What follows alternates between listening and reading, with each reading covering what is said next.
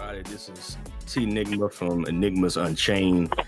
Today we're flying solo, but I got a very special guest with me today. Known the cat for about 8 years now. I think it's been 8 years. It's been 8 years almost. Yeah, it's been about 8 years. Yes, we're almost a decade in, but this is my dude right here. You know, he represent most of the OG BLERDS, man. BLERD is a black nerd, you know, just for people that don't know what a BLERD is. The Steelz himself, man. Steelz4ever. Steelz4ever. Steelz4ever. Bobby Miller, how you doing, brother? What's going on, buddy? What's going on, man? Not much, man. Give your particulars, man. Tell them how they can find you, what you do. Okay, it's your boy Steelz4ever, a.k.a. Mr. Back in the Building, okay, a.k.a. the King of Geeks. That's how a lot of people know me from my YouTube stuff I used to do from back in the day. You can find me on Twitch, Twitch hashtag King of Geeks. You can look me up on Facebook, Instagram, Twitter. I'm pretty much on like all social media, but pretty much what I cover is just anything geeky. That's where the name King of Geeks come from. Bobby Steelz, Bobby Digital, all that stuff like that. So we do anime, we do Gundams, we do video games, we do a little bit of everything, man. Music. So. Facts. So what I'm gonna do in the description of this episode, I'm gonna have all of his links set up so that way, if you're interested, you can definitely follow him. This cat is truly an OG in the fandom. I mean, like that's been one of my admirations of my brother right here, is that like he ain't no fake. You know, he's not a fake, yo. Yeah, he's not a fake. Like he's been in this since he was a kid. Like I've been in this since I was a kid. You know, like and real recognizes real about stuff like this. You know, when I hear a cat say that Dragon Ball is their favorite anime, I just gotta back up and be like, I get what it did for the culture, but no. Right. It's like no offense to you, but I can't give you that. I mean that I understand though. But when you can't name off rattle off some fire hits like Battleship Yamamoto, you know what I'm saying? When you can't rattle that off your brain and not know the context of that, I'm like, I can't really talk to you like that. I'm gonna dumb this conversation down. So today we ain't gonna, yeah, you know what I'm talking about, man. You know, it's like we're gonna have to dumb this conversation down, because like if your only thing, I get this a gateway, but if that's where you stopped, homie, you ain't dug deep enough, man. You know what I'm saying? So yeah, but we're gonna get into it. We're gonna talk about a few. We're gonna first get into like our BLERD experiences from when we were younger, and we're gonna deal with like anime, manga, and we're gonna break down our top 10 favorite anime right now, in pretty much of all time. But we're also gonna have some inclusions for some newer, if we want to. Put like if we want to. If we want, it's like you don't know, but Steelz might change his mind. He's like, you know what? Nah, let me take this one off. But pretty much we're gonna deal with that, and then the second episode we're actually gonna talk about video games. You know, we're gonna deal with video games from that same perspective on the impact of video games on our life. Maybe our top 5 for video games, and then we're gonna deal with a few other questions along with that line. So today's Enigma of the Day, man. I mean, you know, this is gonna seem real controversial because I haven't really said who I work for, and people who know me know who I work for. But this is something I gotta talk about. And you already know what I'm going with, Bobby. You already know where I'm going. Naughty Dog. I know where you're going. Naughty Dog with Last of Us 2. You know, the crazy thing about it is I don't even know. Like the moment I heard it leaked, I went completely just black off of like anything that I saw Naughty Dog, because I just didn't want it spoiled. So I don't even really know. Well, I won't spoil anything. It for you, man. All I got to say, Steelz, is that it ain't looking good. It ain't looking good at all. Like if the leaks are true, and most of them actually live up to most of the clips and stuff that we've seen. To give the audience some context, you know, leakers have gotten extremely good in the past like 2 years. So give you some context, like just rolling the clock back. Game of Thrones is the first victim. We were actually warned before Game of Thrones season 6 that Game of Thrones season 7 and 8 were going to be trash. Like, we were already warned, like, look, y'all, it's not going to be good. We're like, what are you talking about, man? No, I read the books. I'm like, the books is fire. I mean, we should be okay. And they're like, nah, we're not okay. They're like, we're not okay. And we got to season 8, and I remember reading a spoiler. You watched Game of Thrones, right? You finished that. Okay, so spoiler alert for anybody that hasn't, but we're gonna talk about it real quick. So in season 8, in the TV show on HBO, they just kind of have the Night King get killed by Arya, and it didn't make any sense. I mean, I was like, what did I just watch? This dude is the OG. I mean, he's like free. He's killing dragons, and this chick sneak him, do a little hand trick and knock him off, and then we see like Daenerys burning down on King's Landing. Like, I remember reading that joint. I said, "Yo, they could not have gone this far." They could not have gone this far. There's no way. And then we get to the episode, and surely that's what she did. She burned down King's Landing. They made her the villain. I was like, this is the most cliche. You know what I'm saying? Then there was so many things that leaked that were right, and it was like, okay. And the Endgame got leaked. And I read the Endgame leaks, and I was like, Endgame's a good movie. I get it. And I got like just no beef with anybody that really enjoy. I don't enjoy the movie. But I do understand why people really enjoy the movie. But as a comic book head, there's so many plot holes in this doggone movie. So many threads. I think, like, we talk about it a lot. I think when you're a purist, if you want to call it that, because I don't want to just call you a purist, but I think if you're really into something nowadays, like before it becomes like pop culture, it's kind of really hard to go in and take it seriously. Yeah. You know what I'm saying? Because I don't know, it's like people write different now, Yeah, they do. Like, they do. I actually said that on the last podcast, and people got mad at me, but they'll be okay. Well, I mean, it's true. You got so many, and I'm not saying it's right or wrong. I'm just kind of like putting out there what I think happens. Like, when it's kind of like when you talk about anime, and this is going to kind of push over into anime, gaming, movies and stuff. Like it's popular now. It's so crazy how popular it is, and you got so many people who never watched or read any, like, they never read any comic books.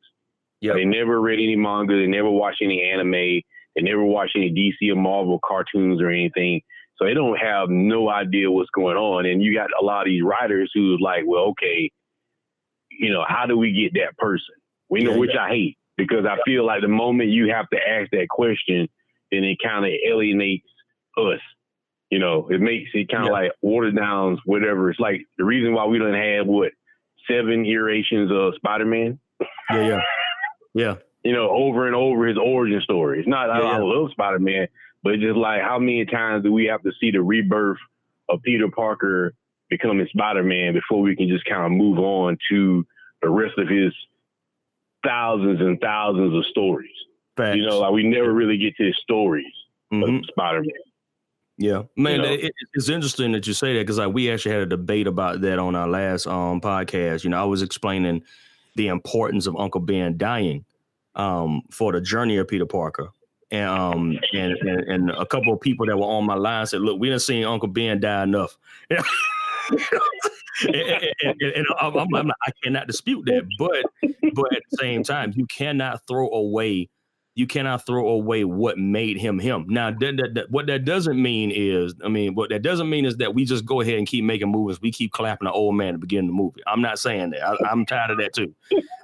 I agree with you, Steelz. I believe that we should just go ahead and take a story 5 years in the future. He's already been Spider-Man for a while, and we give him a new challenge. You know what I'm saying? Like that. That's. I think that's the route that they should go. But Uncle Ben should still be a key cornerstone in his life, a great responsibility. You know what I'm saying? Like now, that was my beef with Tom Holland, because Tom Holland right now, it doesn't look like he has Uncle Ben.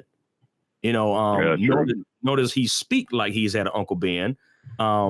It's very, very weird. Like, Peter Parker has some swagger with him. Even though he was a little strange, he has some swagger. They took Ben out and gave him Uncle Tony. Exactly. So that was what I was telling them on the last one, man. I was like, yo, we got Iron Boy. We didn't get Spider-Man. Right. Yeah. I'm sorry, it's hard to explain that, when And some folks just don't want to hear it. I'm like, I'm mean no harm. You know, but you know what it is? Because it's hard.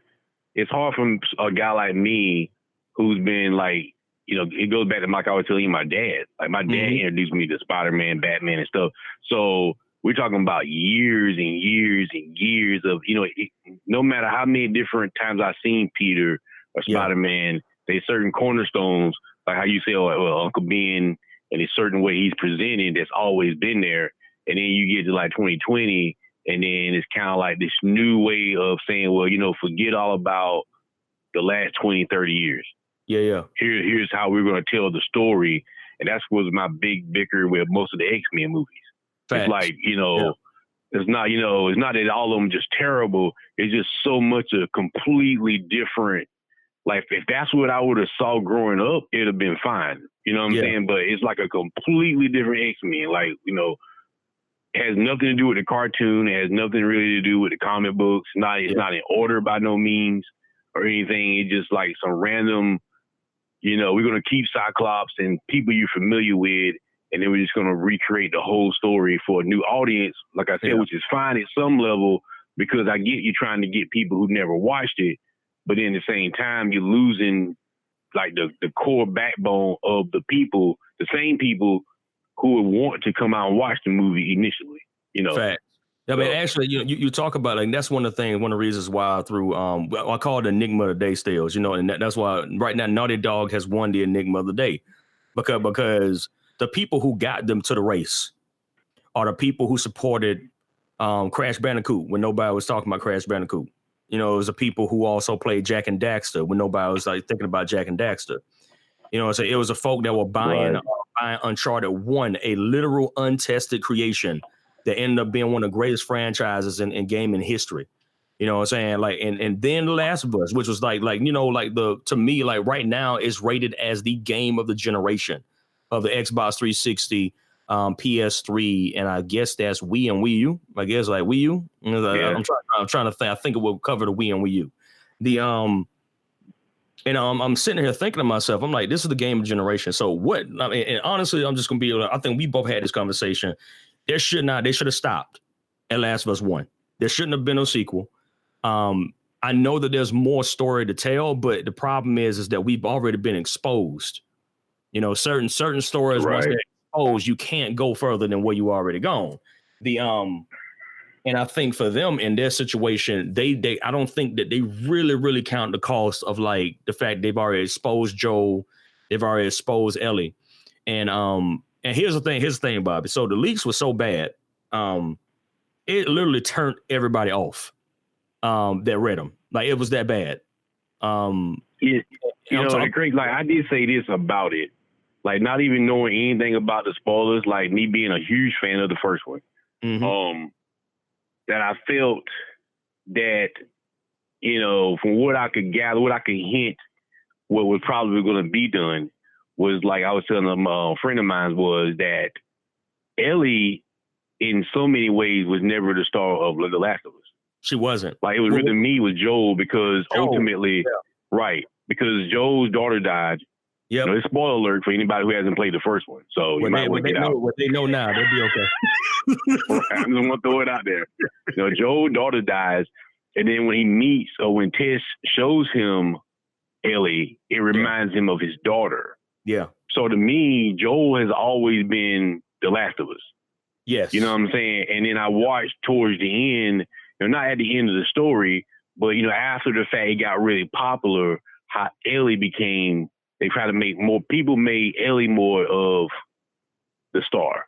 Yeah. And I'm like, well, if you do that, which is fine, but you kind of take away what made the first one so good. It was so emotional because of that attachment. That he was like, even though he didn't know this girl, he kept seeing his daughter. Yep. Yeah. I mean, he didn't want her to die. Yeah. Same age as his daughter when he held, like, spoiler alerts, same age as he held it, like his daughter was, and he held her in his arms and she died in his hands. You know what I'm saying? Like that made him into like a black market criminal. The 25-year gap that we got when we got Joe before we got to Ellie. You know, I would love to see that. I mean, honestly, I thought that would have been a more engaging story. Give me Joe's 25 years. The like the watching him actually go through and do the stuff that these other guys were doing, and him having enough wherewithal to say, now this is a trap. I remember, it was one of the levels when he was on the interstate and he saw that one guy, he's like, help me. And he's like, kept driving. Yeah. And Elliot was like, what the world are you doing? He said, oh, it's a trap. I've done this before. And I'm like, wait. You said that too fast. You know what I'm saying? It's like right. Joe was not a good man, but you were giving him a glimpse of what he tried to do to find a new normal. And then they were snatching it out of his hands when they took Elliot to I think it was to harvest her brainstem to make a cure. You know what I'm saying? So we had this whole situation set up perfectly with this man that is normally a missional man, but he just gets the thing and he goes about his business. Finally has to break his own rules and go back, and he murdered everybody in that room. Everybody. Doctors, leaders, everybody. You know. But he goes again like it's going back to the same thing where I felt like, to me personally, without even playing to or even knowing any of the new spoilers leaks, the way it goes off, she asks him the question, and he answers it, and then kind of turn around and walk away. Yeah. To me, part 2 should have picked up right there. Yes. But I didn't need a time jump. I didn't need you see what I'm saying? Like, I didn't need a time jump. I really just had 2 be about that moment, and then at the end, she's growing up, and let her grow up, and then maybe by 3, she's the age at where she's at now. Yeah. Because to me, you lose a lot of that emotion because she's a child. Like, now she's growing. You know what I'm saying? Like, she's an adult. Right. And then by jumping that fast, you lose Joel because Joel's older now. Like, I mean, he's too old. That's a conundrum that they put themselves in, though, bro. Like, it's like that they I agree with you, Steelz. Man, like I think if they would have had enough sense, they would have dealt with the fact that she is the cure. I would have played that. I would have had the doggone what's the name of the thing? The chloroforms. I would have had them mutate again, where it will ramp up, like where the pandemic, like you can't even like escape, is it getting your skin, whatever. You got to do all type of stuff to get away, but she's still the cure, and him having still the cure. And him having to make that choice and tell her like, yo, look, I don't want to let you go, but it's your choice. You know what I'm saying? Like, and dealing with the fact that like she actually is the hope that everybody will have to go back to a normal life. You know what I'm saying? But in letting her kind of have that choice and letting her make the decision, and 2, and then 3 kind of having a resolution of everything. Well, because he grows her up. You're right. He grows her up, and then you kind of gain that more of a mature connection to her. And then at the same time, you pay story better. And that's why I keep saying what I was saying about Spider-Man. It's kind of, once again, it's right here, whereas you can tell they would probably pose with the question, what if, how do we market to people who never played the first one? So then it's kind of, you make a story where you just kind of jump into a point. You know what I'm saying? Like, we don't want continuation as much as we want. Like, they can be things that connect to those who already played, but we want to have the experience, somebody who never played The Last of Us come in and just play it. And that's what I hate, because you could lose a lot of story that way. The better stories are about continuation. That's what makes, to me, what makes Nathan Drake's story so good. It's less about him being a treasure hunter, and really it's more about a relationship he has with Sully. Yes. Like, him and Sully is really what pushed me, because I first met, when I first played the first one, him and Sully, I thought it was cool. So I said, he's funny. He's an old dude, but he's funny. And Nathan is like his adopted child, like his stepson or something. No, I'm saying, I'm with you. I mean, like, and I think that I almost feel like the industry is changing in a way which is very, very bad on their part to do this, but it's happening all over. We see it with movies, we see it with music. You know what I'm saying? There's no reward for listening to a lot of people's music anymore. No, not any validation that would actually be pretty all right. Like back in the day, and this is what we're gonna do, people. We're gonna do it back in the day, because we're dealing with these situations as they come. But back in the day, we had storytellers in hip hop. We had Ghostface Killer. You know what I'm saying? Yeah. Scarface. You know what I'm saying? You even had, what's your boy, Biz Markie was an excellent storyteller. He was weird. Oh, yeah. Biz Markie, Slick Rick. Dude, man, look, all them cast of storytellers. I think Slick Rick will go down as probably one of the best storytellers of that generation. You know what I'm saying? Like, just knowing how to pull you in with lyrics, but also giving you a story. and it guides through the entire album. You know, I was joking with my homeboy about Locks. You know what I'm saying? Like Locks, was it Steelz P, Jada Kiss, and Cheek Luch, right? And how their albums had skits that had a continuity to them. You know, so you would get one skit in like one interlude that you would get a payoff for 3 albums in the future if you listen to them all. You know what I'm saying? They weren't characters that they just made up for one moment. They were actually characters with longevity, even on the albums. And I was like, stuff like that people don't do that no more. Like right now, it's like, just give me what I need right now. It's a fixed time. So a lot of these video games, as we saw, but we're going to talk about it on the video game session, but even the anime, we're starting to see this now. They're so Western that they're not Japanese anymore. You know, like they hit all the cues to seem like they're anime, but they're not really anime. You know, so I'm like you're not a throwback. You know what I'm saying? Like you're not what you should be. And I think that when people get to this Last of Us 2, bro, it is not going to be good. Well, I'm gonna say this right here. This might be, I don't want this to be over people's head, but I think this. Like, you know, I had this conversation with my cousin a while back, a couple weeks ago, actually.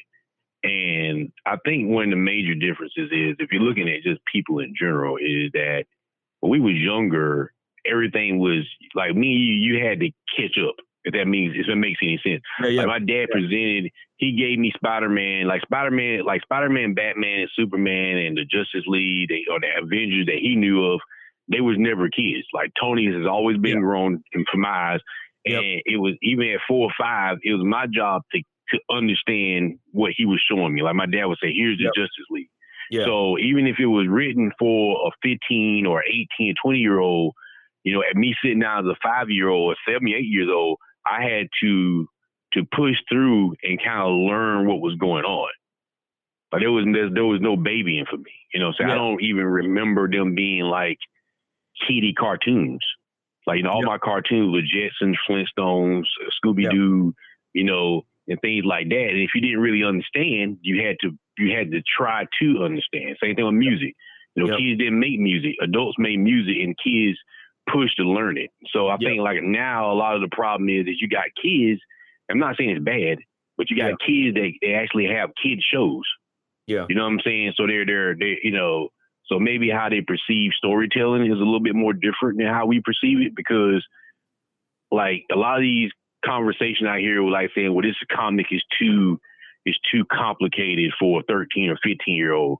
And then when I read it, then I'm like, well, that's no different from what I read when I was 8 years old. Facts. Like, I understood it, you know? Yeah. I mean, that's like, I'm going to end the enigma of the day just by saying this part, because we're about to really jump into anime now, because I think we both jump into the bit for that now. But you know, Naughty Dog needs to listen to the fans. If they do not, I hate to see them become EA. I hate to see them become Activision. I hate to see them become Ubisoft. Like Ubisoft just launched a fire trailer for Assassin's Creed. With Assassin's Creed Valhalla, you know, fire trailer, you know what I'm saying? But I'm wondering, I'm hoping that the people show back up. Odyssey was good enough to like really stoke people's flame again for Assassin's Creed, but the problem is that the world doesn't matter anymore as far as like where they're actually doing it from. That stuff don't matter. Like the world that they introduce you to in the Animus does, but the actual world doesn't really matter in their story. And that lost a lot of the OGs, because the OGs remember Assassin's Creed 3 when Desmond died. You know what I'm saying? So we remember with Last of Us. We remember what happened when Ellie asked Joel, "Is there anything else you have to say to me?" He said, "Nope," and we had credits. And if you're giving me a 5 to 6 year time jump, and that's never addressed, like she never found out. I mean, like they'll say, like you've gone too far. So you know, I just don't agree with the ideology that he's trying to push. Like, I agree with you, Steelz. I don't agree with the ideology of throwing Joel out because Ellie needs to be the main character. First off, she ain't that compelling. No offense. She's not. Joel is a star of the freaking thing. Joel is the guy that drove you to want to see what was going on. Ellie is an additional side, but she was not the main character. Even when you got to play as her, wasn't you ready to get back into Joel? Yeah, because, I mean, it just makes more sense. Like, when you're playing Joel, if you're in this world, there's no way this child can survive this long. She's too young. Facts. You know, it's like playing God of War with Kratos. You know, I mean, the little guy ain't gonna, I ain't gonna be spoiler heavy. So, but you guys need to play some games if you haven't, finished so many games up. But anyway, but you know what I'm saying? Like, it makes more sense for Kratos to be there. Yeah, because of the fact now maybe, later when once you play through the game and then by the time we get to the next God of War, then it makes more sense for this younger guy or this kid to be more of a threat. Kind of like with Gorilla. What Gorilla did with what's her name? Ada. Is it Ada? Off of Horizon Zero Dawn. Aloy. You talking about Aloy? Aloy, because remember they show her as a child, and then they grow up slowly at the very beginning of the game. So by the time you get to her, she's a teenager, and so it makes sense at that point. So that way, it's like she's groomed to be the star. But so they kind of take the older guy, the Joel figure, out earlier because he's not there enough to make you linger, connect to him. So they pull him out quick.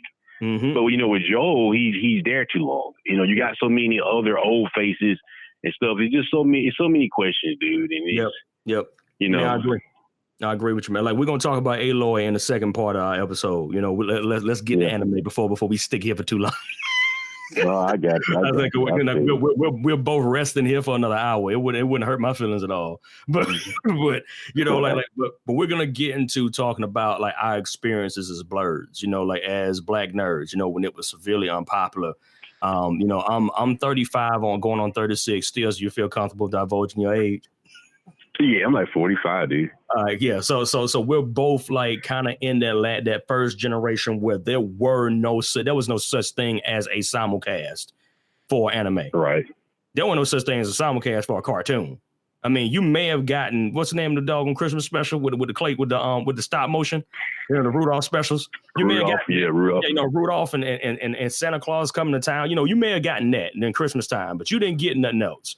Star Wars may have gotten like one or two specials. You know what I'm saying? Like Christmas specials. They were trash though, but they got specials. You know what I'm saying? But we didn't get this immense catalog that they got right now. And that's we're gonna actually dive into that and just kind of like, so I'm gonna ask you the question, Steelz. What was your first blurred experience in anime? Do you remember what instance you like, oh, I need to figure out some more of these? The build on it, the crazy part about it is like, even when I talk to my fiance now, or just other people, it's like deep down, I don't really even know because like the time I came into it, you wouldn't have really knew what any of it was anyway. Like my dad would just like say, here's Iron Man, then he was like, he liked Godzilla. So he's like, here's Godzilla and here's Ultraman. Mm-hmm. I was telling you, here's G-Force or Battle of the Planets, or Got You Man. Like here it is. Yeah. And so in my mind, being young, it's called cartoons. Yeah. It's just another cartoon to watch, and that was pretty much it. And you grew up, and a teenager, you still considered a cartoon because back then all this is new. So even I think like Inuyasha, Fist of the North Star, stuff like that, Sailor Moon, stuff will pop up. But even at that point, it still hadn't dawned on me that it was different from cartoon. I just, because there was nothing there to tell you that it was different. Yes. It's crazy. It sounds crazy now, right? You know what I'm saying? Because now you can watch something and say, oh, it's an anime and that's a cartoon. But like back then, this stuff just ran on television. Right. You wouldn't know. Yeah. Mm-hmm. You wouldn't know. And I didn't really know until later on, until I was in college. Yeah. That's why I was thinking about Dragon Ball Z that came on and everybody was watching it. And even right then, that was still a cartoon until I was doing some research. And that's when it really just, the light bulb went off. Yep. Because when I went to like a Wiki page, right, it was like Japan was doing Majin Buu. Yeah. And we were just on the Frieza saga. Yeah, yeah. And we're we're sitting on the side like, what are you talking about? Like a purple what? I mean, a pink what? You know what I'm saying? Like we still dealing with Frieza in the States, man, and then like one dude I knew pulled up. I think it was the website is like called Saiyan Universe or something like that. And he pulled the clip of Majin Vegeta and Goku scrapping. And I was like, when does this happen? And he was like, it's already happened. And I'm like, what do you mean it's already happened? You know, we just got this. And he's like, no, dude. He said, you don't understand. Japan's finished almost with this thing. And I'm like, what? And that and just like you in that same situation, I had to go and do the research. I was like, okay, Japan does it? So I'm like, anime. I'm like, that's what this is called? You know what I'm saying? Like I wasn't introduced to that word until I was like 14. It's like 14, 15 years old. First time I heard that word. You know what I'm saying? I was like, anime. I was like, because like Dragon Ball came on WB mornings at 6:30. Yeah. Dragon Ball Z did. Dragon Ball came on at 6 o'clock on Fox on Saturday. Yeah, like it was like 96, 97. You know, Dragon Ball Z followed it like 97, 98. You know what I'm saying? On another channel. You know what I'm saying? Like Ronin Warriors, you know, or the Samurai Troopers. You know what I'm saying? Them joints, they came out also. They just dropped them. You know, you're like, oh, this is fire. But you did not know what it was. And I was trying to explain it to somebody still. And they don't get it because they never had to live with the fact that what they like, people really, really, really either didn't know about it or they didn't like it at all. So I agree. I'm with you on that, man. I don't know. I mean, my first, because like back then it was very niche. You know, like I was like gaming, like, you know, we don't want to change the subject, but like, you know, anime and gaming is very niche, a very niche market. You know what I'm saying? So even if you was in school, like, you know, out of about 50 people in the class, maybe, and it may not be about 3 or 4 people in there that had comics that would consistently just have a comic to read, or even maybe about 5 or 10 that play games. And even in them 5 or 10, you know, then you got to ask the question, like, what were you playing? You know, do you just play Mario or you play other stuff? You know what I'm saying? So like, it's crazy now because everybody plays it. You know, it's very cultural to say, well, you know, I've been watching My Hero or Dragon Ball or playing this game. But back then it was just like, you know, you just didn't. You wouldn't. I don't really think it was per se uncool. Because it was just, at least from my experience, it was just for the most part something you didn't even talk about. Yeah, like, you know what I'm saying? Like, I mean, like Steelz. How I know? I mean, I remember having a conversation with a cat in middle school, right?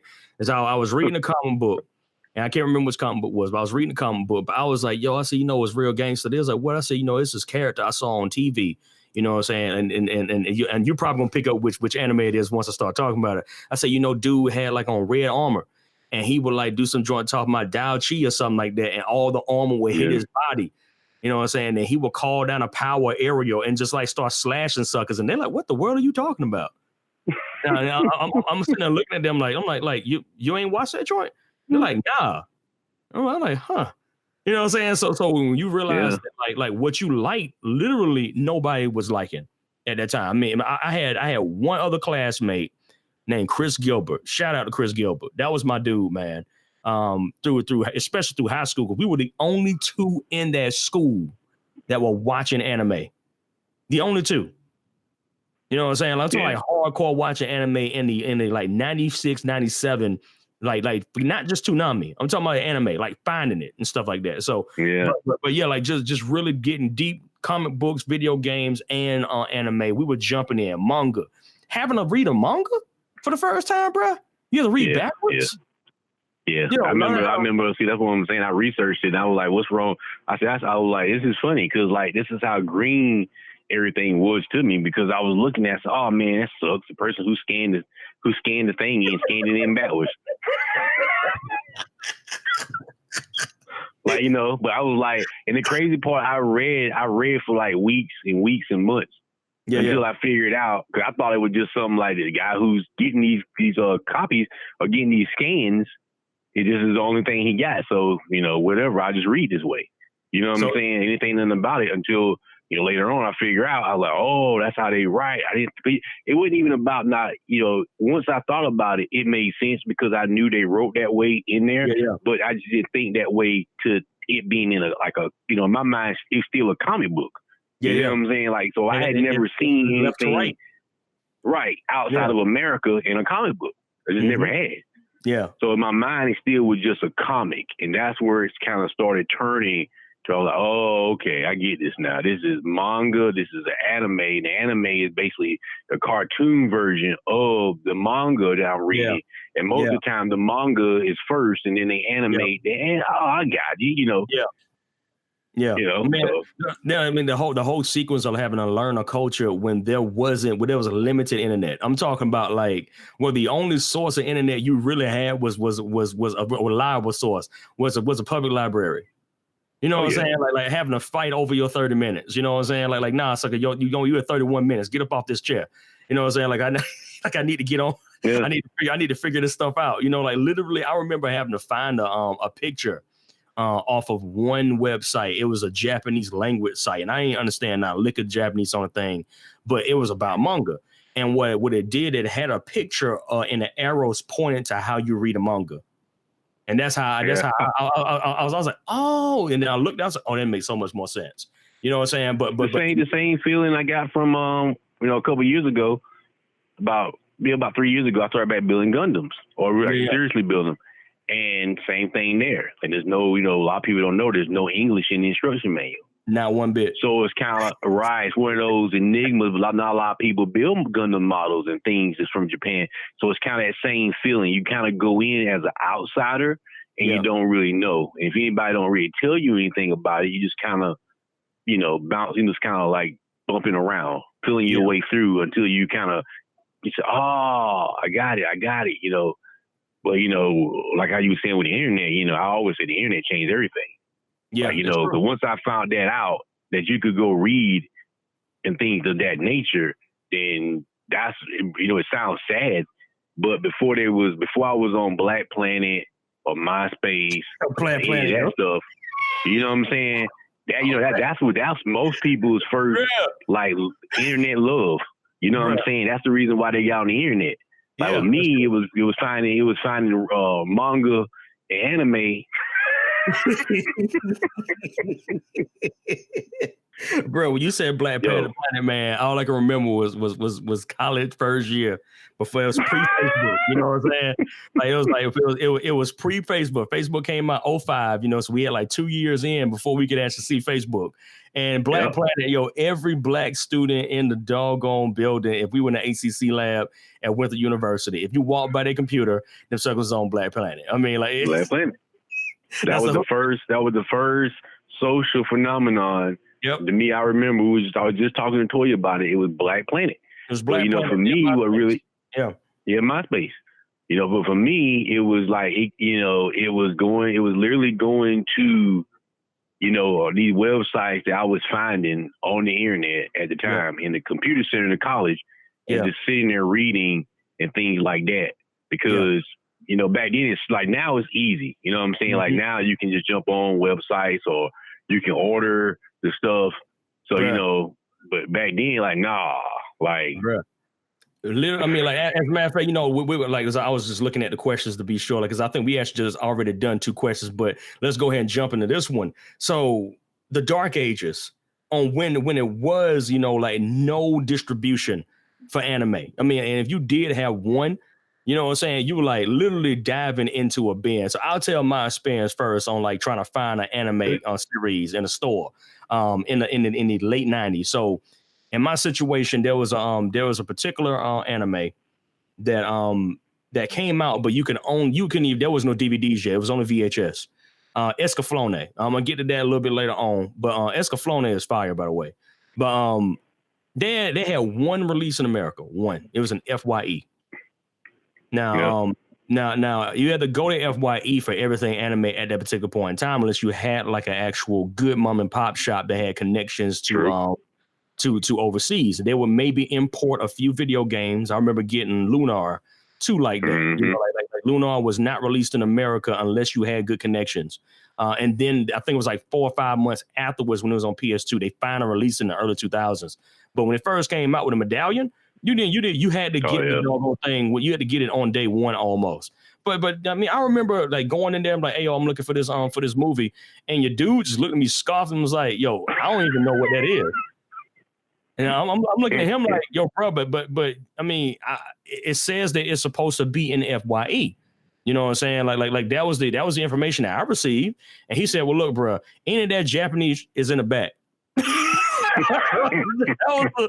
was the response I got. It's in the back. I'm like, what do you mean in the back? I mean, so I need you to imagine this. In the back. In a back. So he points, right? He points, and it's almost like his finger pointed into an abyss. And what you get is all this cleanness. You know, the front of FYE is so clean and pristine. You know, you see these the CDs sorted out. You got the album stuff sorted out. All these things, the books, everything looks so legit. Bro, you get in that back aisle, it's a little like somebody just threw over a few shelves and just left it there.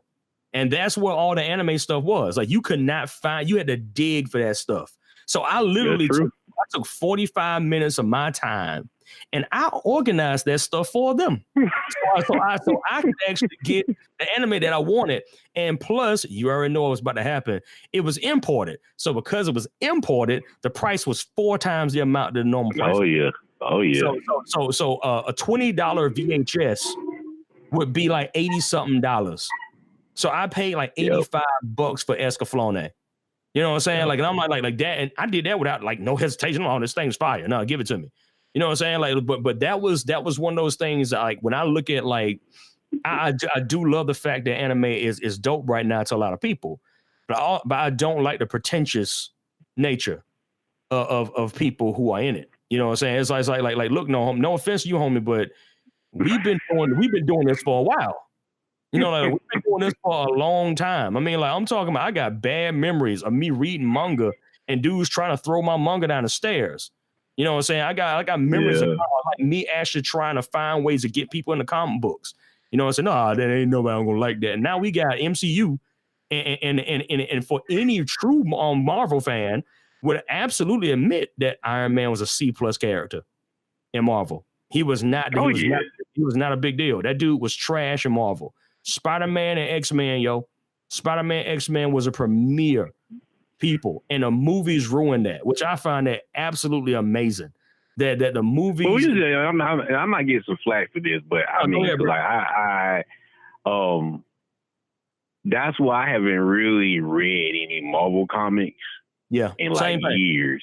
It's been years since. Now, even most like DC and Marvel do these big premiere. The big arc, basically.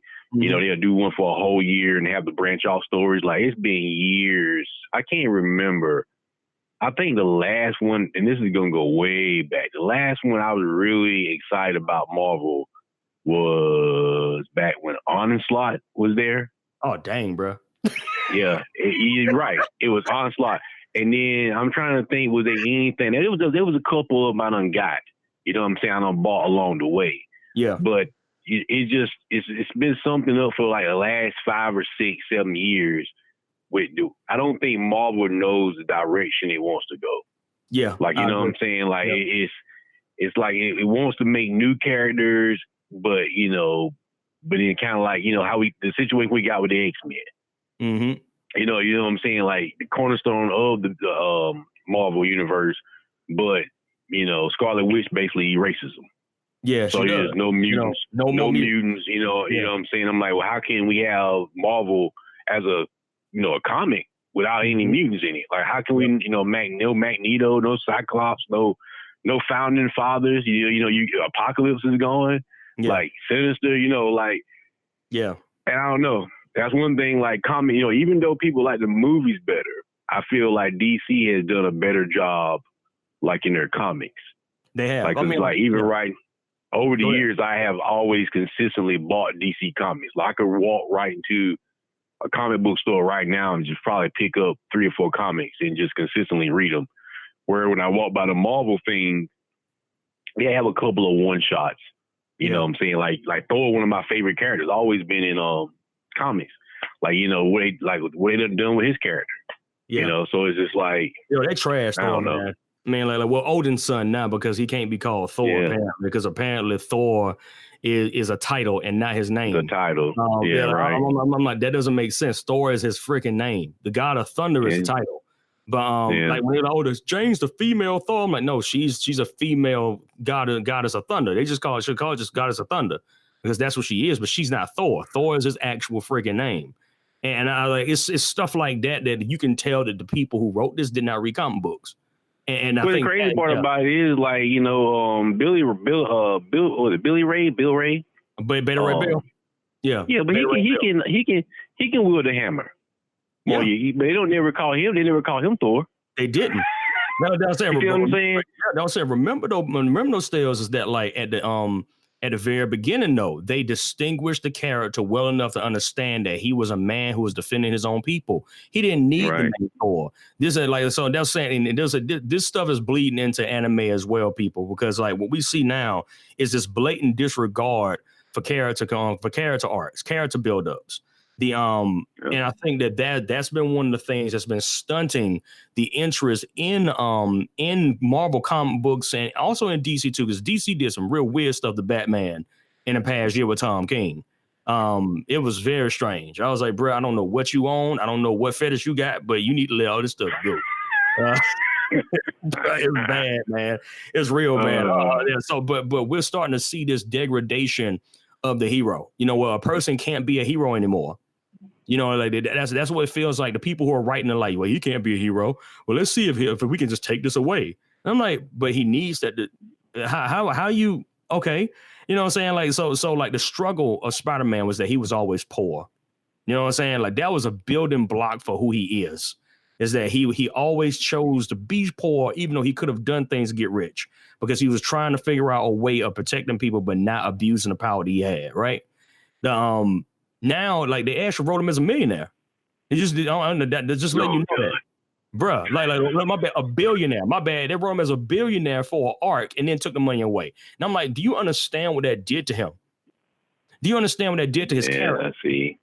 You know what I'm saying? I said stuff like that. You know, we start to see this. You know, like I said, this is, to me, it comes from people who have no appreciation for the art of or the artistry of writing stories in a comic book, anime, particular situation, the same situation. Because I'm that looking was the beauty of anime. Like that's really what made me fall in love with it more than what I was getting in American cartoons at the time. Exactly, because anime built.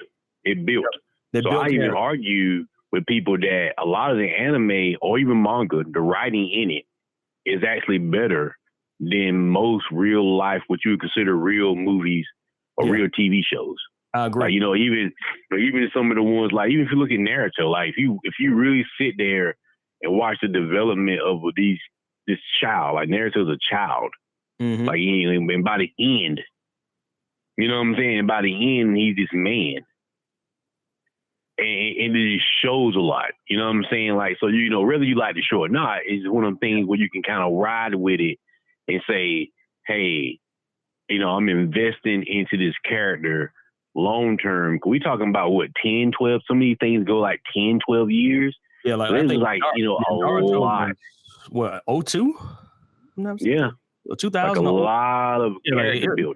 Yeah, I mean, I remember we were in college, and this was still during the dark age, because like people don't get how close they are to the quote unquote revolution.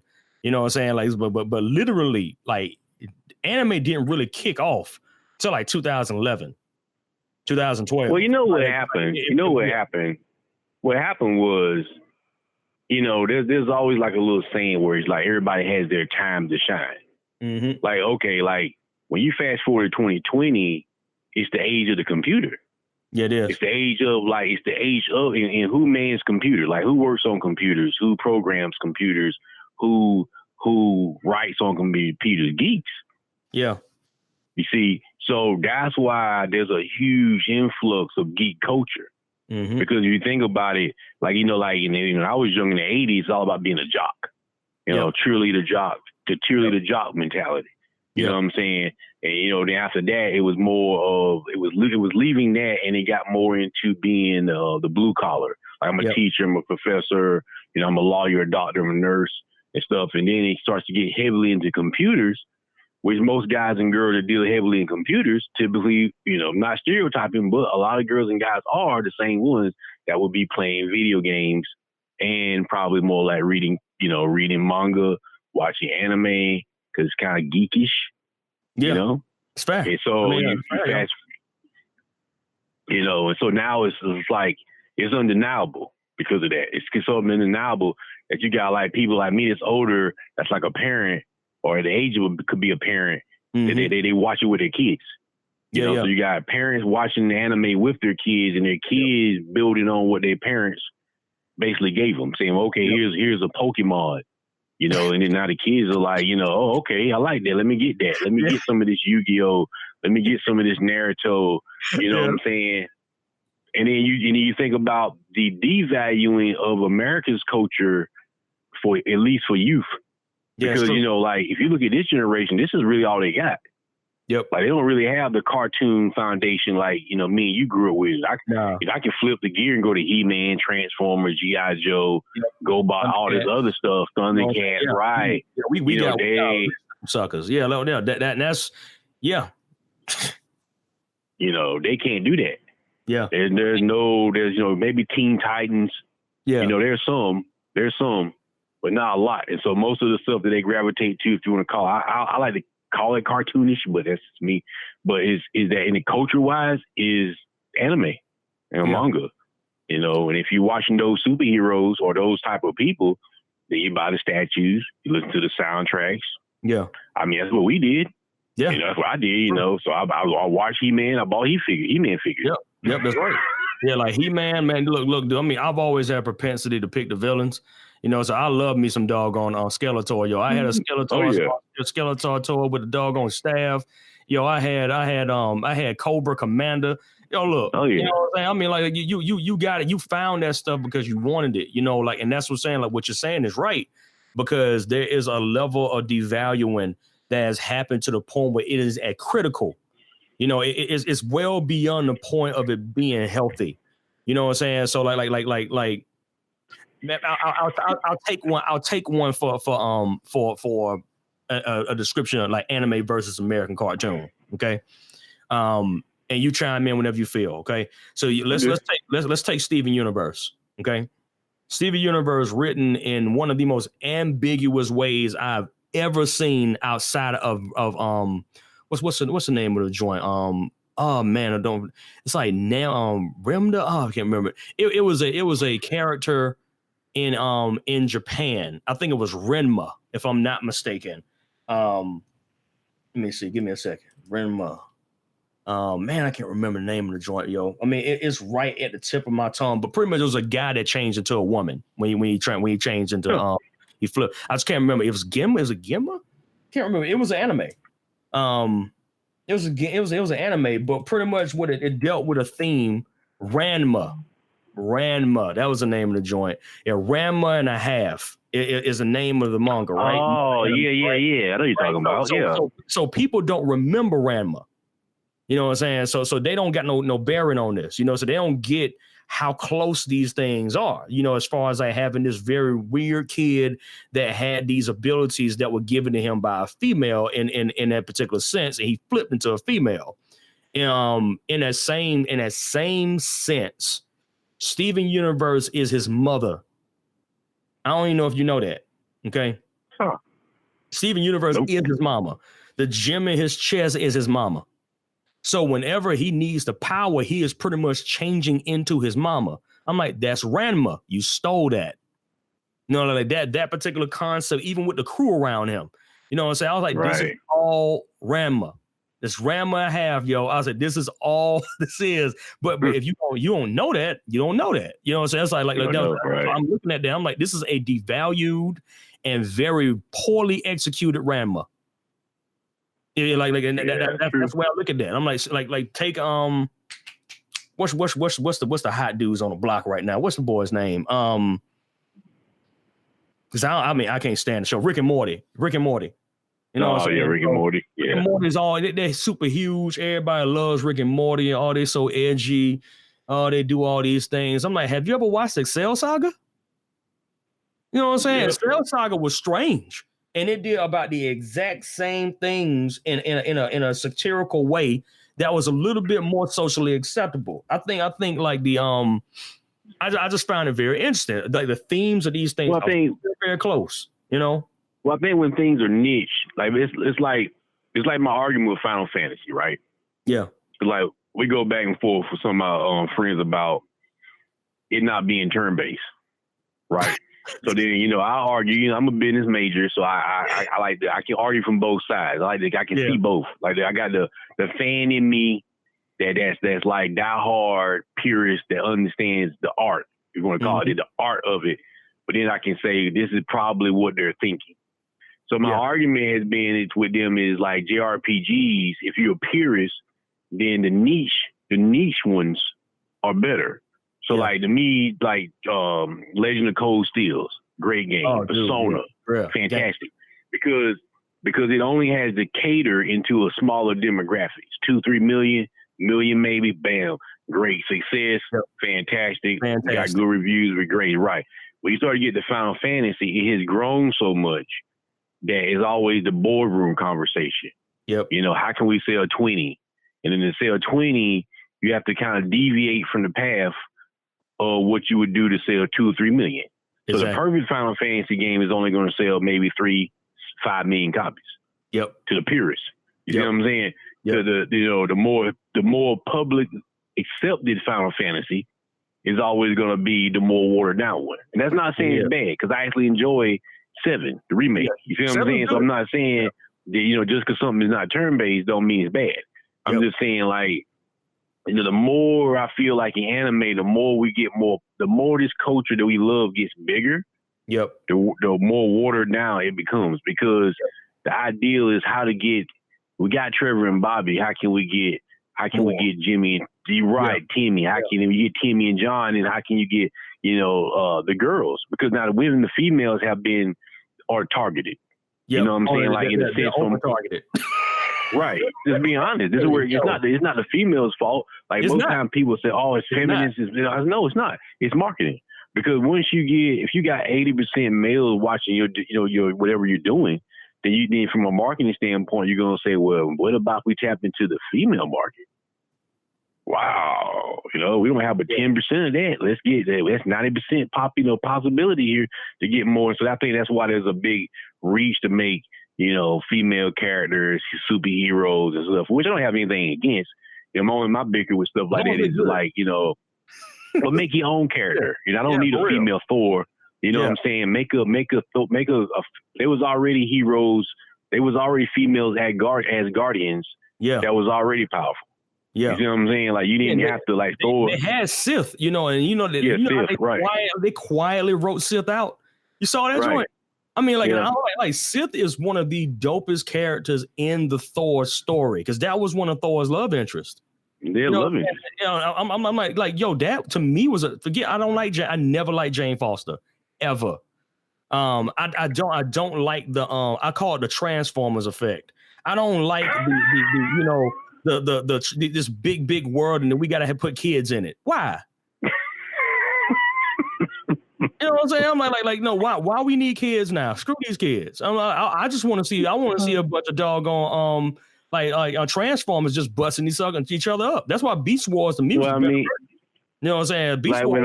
When I was watching Bumblebee at the very beginning, you know what I'm saying? When Soundwave lands and Decepticon, like to me that's everything. Like that literally that 3 minutes of footage with him, with Soundwave, Shockwave, and Starscream landing.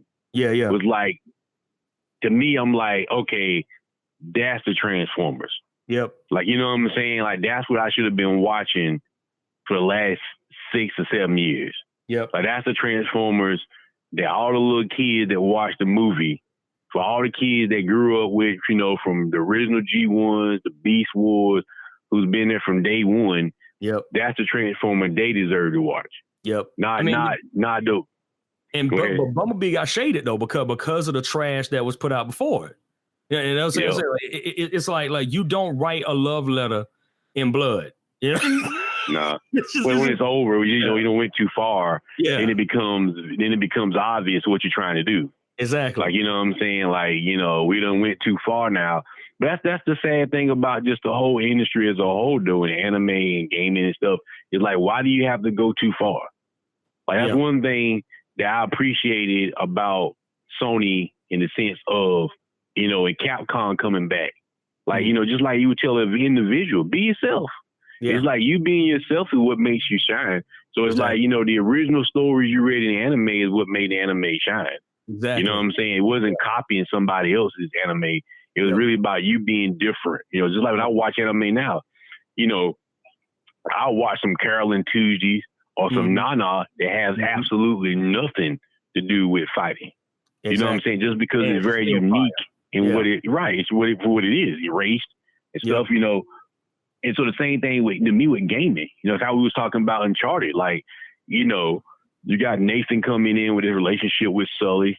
Awesome. You know, Kratos and PS2 coming in with God of War, like these original stories that you're not overthinking, that you're just writing freely. Like, you know, when you think about it, you know, it's just like this guy who gets betrayed by God. He's angry because he lost his family. He goes out and murders everybody and wants revenge. And his story is very unique. You know, even in Grand Theft Auto is very unique because ultimately, you know, we never had a normal game. Like Grand Theft Auto is very normal. Yeah. Got cars in it, you can get dressed and stuff. It's like a more modern day Sims. Like a more hipper version of Sims with a story. And it's like where we're going now is kind of like, I don't know, dude. It's just like experimentation for no reason. You know, it's not like artistic experimentation. It's almost like self-sabotage. Like, you know, I want to sabotage myself. I agree. I you know, like my CJ from Villains and Vinyl, check his podcast out, people, if you haven't. Like, dude, that's one of my homies. Like he made a good point the last time we were on live. He said one of the problems he has is that there's the fact that people are not writing new stories. You know, and like even in anime right now, you know, it's either going to be a trope anime, or it's going to be enough of a deviation that you can enjoy it because you see it as the X of this generation. So to for example, Boku no Hero Academia is the Naruto of this generation. You know, that's very easy to say because it hits every single key theme that Naruto has laid out. Naruto was an architect there, you know, as far as like building a character that came from nothing, became, as far, I don't want to say architect, but it was the best for this generation. You know, like that bit came from nothing, became something, you know what I'm saying, due to like grit and determination, that type of thing. You know, like that type of story doesn't have to be the same, but it gives you enough kicking points to where people are going to cosplay as Deku. People going to cosplay as Todoroki. You know what I'm saying? They're going to do that because, you know, they hit all the points they need to write on like how to make a Vegeta character. Because Dragon Ball started all this. It's easy to sell. You know what I'm saying? Yeah, you know what I'm saying? It started all this. So we have this situation set that right now what we're seeing in the culture is that the culture has become so familiar. It was just like it's the anime I liked it, one of the new ones. But, you know, like I said, but it's very familiar. Demon Slayer. As soon as I watched through about 3 or 4 episodes of it, first thing I said, it's Bleach.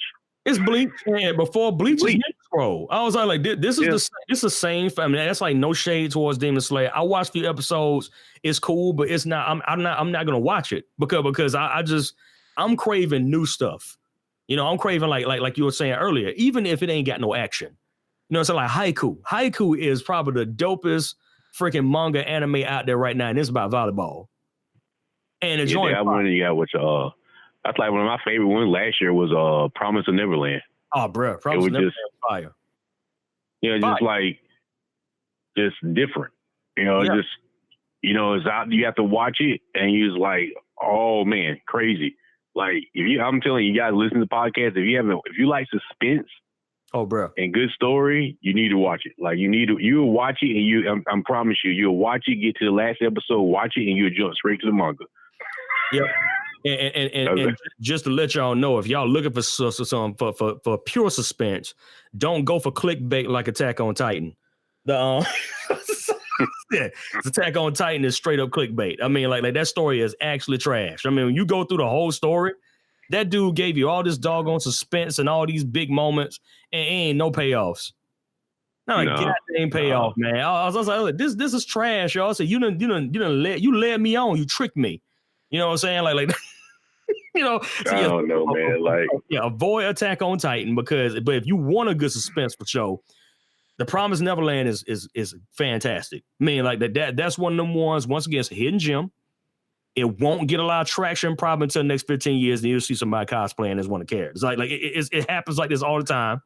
The like I was joking with I was joking with one of my homeboys about the newer characters in comic books and the anime, and we were talking about I can't remember the name of the anime. It's one of them. It's anime. I was just like, who cares? And he was like, yeah, man, Spy Anime. I said, that's a homie. Look around. We were at the Comic-Con. We were at HeroCon last year. I said, look around. Looked around. I said, do you see any people cosplay as anybody in this anime manga? He said, no. I said, this is trash. This is trash, yo. I said, because even the most obscure anime manga has a person cosplaying. You know what I'm saying? Like if that person resonated enough to get a cosplay. This sucker gets nothing. You know what I'm saying? He's the main character. I'm like, nobody cares, bro. It's okay. And I'm like, you can scan San Diego Comic-Con. You ain't gonna find nobody in that dude that's no cosplay. It's like, no offense. Nah. Like there are so many characters now that are like, you can feel like they're like cardboard cutouts of other characters that previously preceded them. And everything's a talking point now. Like I think that's probably more the problem. Like it's kind of like we were saying, you were saying like your first moments, being a blerd or nerd or whatever geek. It's like it's different because I think you gain, like back in the day, I don't want to make this a back in the day podcast, but back in the day, since everything was so niche and so hard to get, like even video games, like there's no YouTube. You got to think about it. In this world, there's no YouTube, there's no Twitch, there's no Facebook. At best they're magazines. You know what I'm saying? Most magazines are like a month behind sometimes. If they are, you know what I'm saying? Because it's because of printing, they have to print. You know what I'm saying? You being real generous right now, man. I mean, like PlayStation magazine, yo. That was like what, once a quarter? I mean, them suckers was like, here's a video game. They're like, here's a black disc with video game demos. Figure it out. But that was the beauty of it, though. That was the beauty because you had to go out and search. So you had where you may go into a game store and come out with Lunar. Then I might come in and come out with, I don't know, Dragon Quest or something. So like everybody's experience is kind of unique because of the fact nobody's being told, what to go buy. So they're just gravitating to certain things. And, you may call me and say, oh my God, you need to check out this Lunar game. And I was like, okay, give me about a couple of days. You finish that up. I'm going to finish up this Dragon Quest, and I'm going to sling it to you. And then you kind of like sharing experiences. So like now everything's like a more of a social point. To where it's like everybody plays Final Fantasy VII. You know what I'm saying? Even when it comes out, you go to Twitch, 300,000-400,000 people playing it. People who never played it, never played a Final Fantasy in their lives, are playing it. And it's just like, which is not bad because I want people to play the game, but then it causes a very, even when you finish the end of Final Fantasy, like, where the separation starts. Mm-hmm. Like, there's a generation that says leave it alone, because the story's told. Yep. You know what I'm saying? And then there's a generation that don't know anything that says like, well, just do what you want to with the story because we don't know what the story is anyway. Yeah. It's crazy because like that's gonna lead me to my next question because it's like dealing with this, how do you think it affected American culture? In that same sense, like how, like we know, like I was going to ask one question, but we already answered. We never thought it was going to blow up like this. You know what I'm saying? We did not see this coming. I mean, like as far as like anime really just blowing up. I mean, I thought it was gonna get popular, but I didn't think it would blow up like this. You know what I'm saying? Where it's like just a thing. The you know what I'm saying? Like, but how much do you think it actually redefined animation in America? You know what I'm saying? I think it's crazy because you think about like last year. I'm trying to make sure I get my years right. Yeah, last year was crazy. Last year, me and Toy went home to Charlotte, visit my family. We go downtown, watch a movie, Dragon Ball, Broly, in a theater. We made right. We just had almost an hour and a half conversation about couldn't find anime or manga to get it bootleg based on a VCR tape or whatever. Yeah. To now being a blockbuster movie at a theater. I had friends a couple months ago saying how amazing the My Hero movie was. They went to go see at the theater. Yeah. So that's where we at. And, you know, I mean, you know, like I said, like, you know, I'm just being the realist, but I think it's that way because, you know, this is, I'm not saying as American, we don't have culture, because we do. I think we lack a certain type of culture that we used to have in the 80s and the 90s.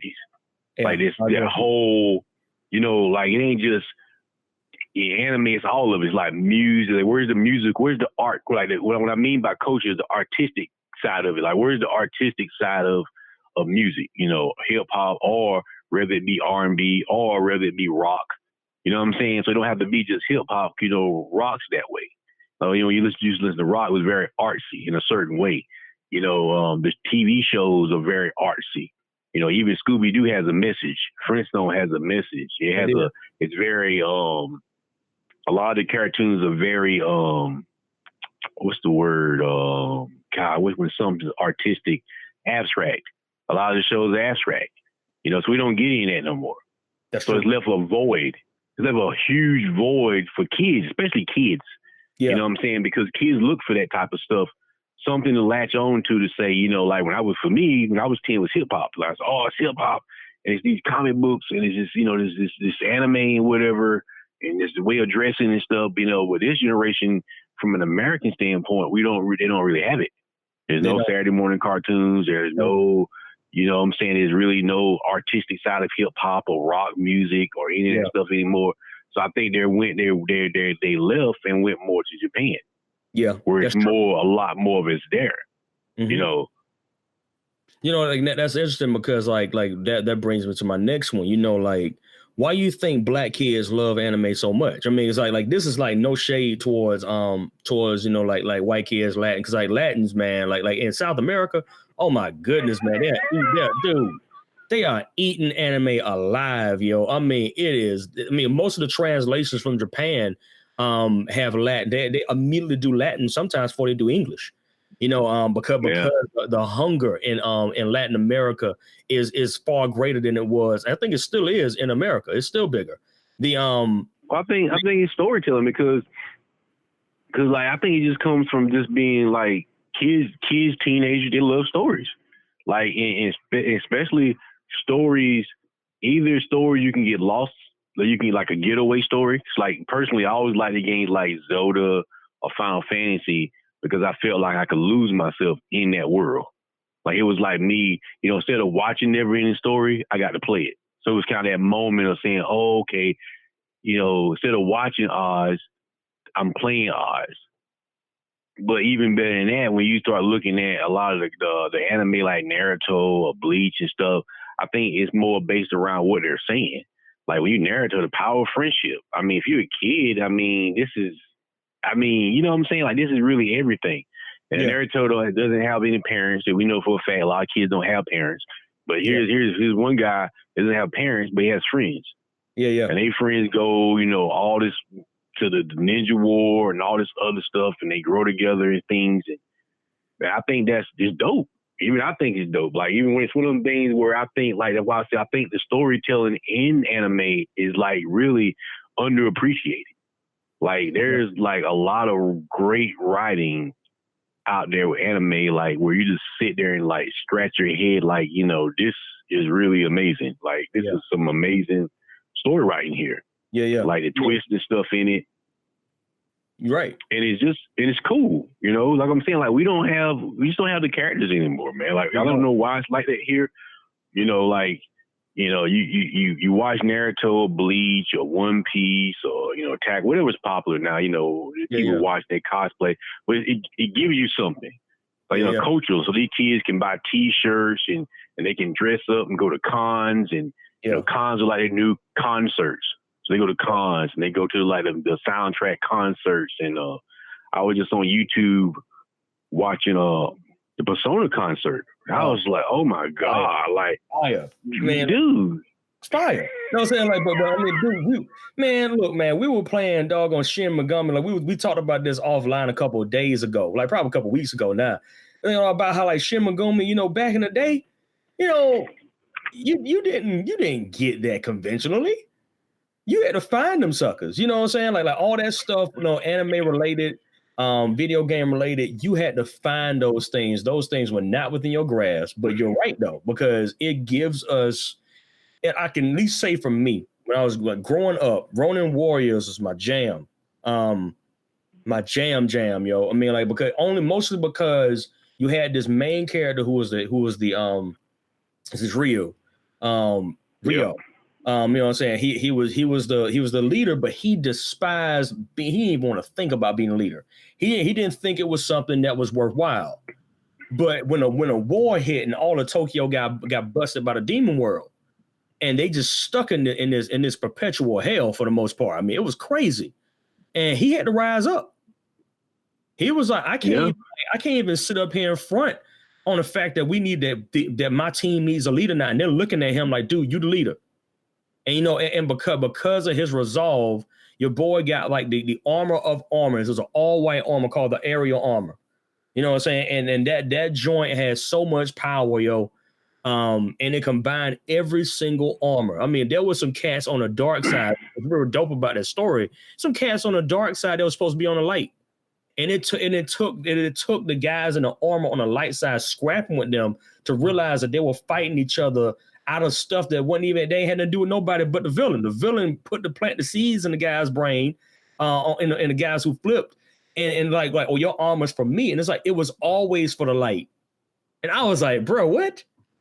So it was reconciliation between enemies.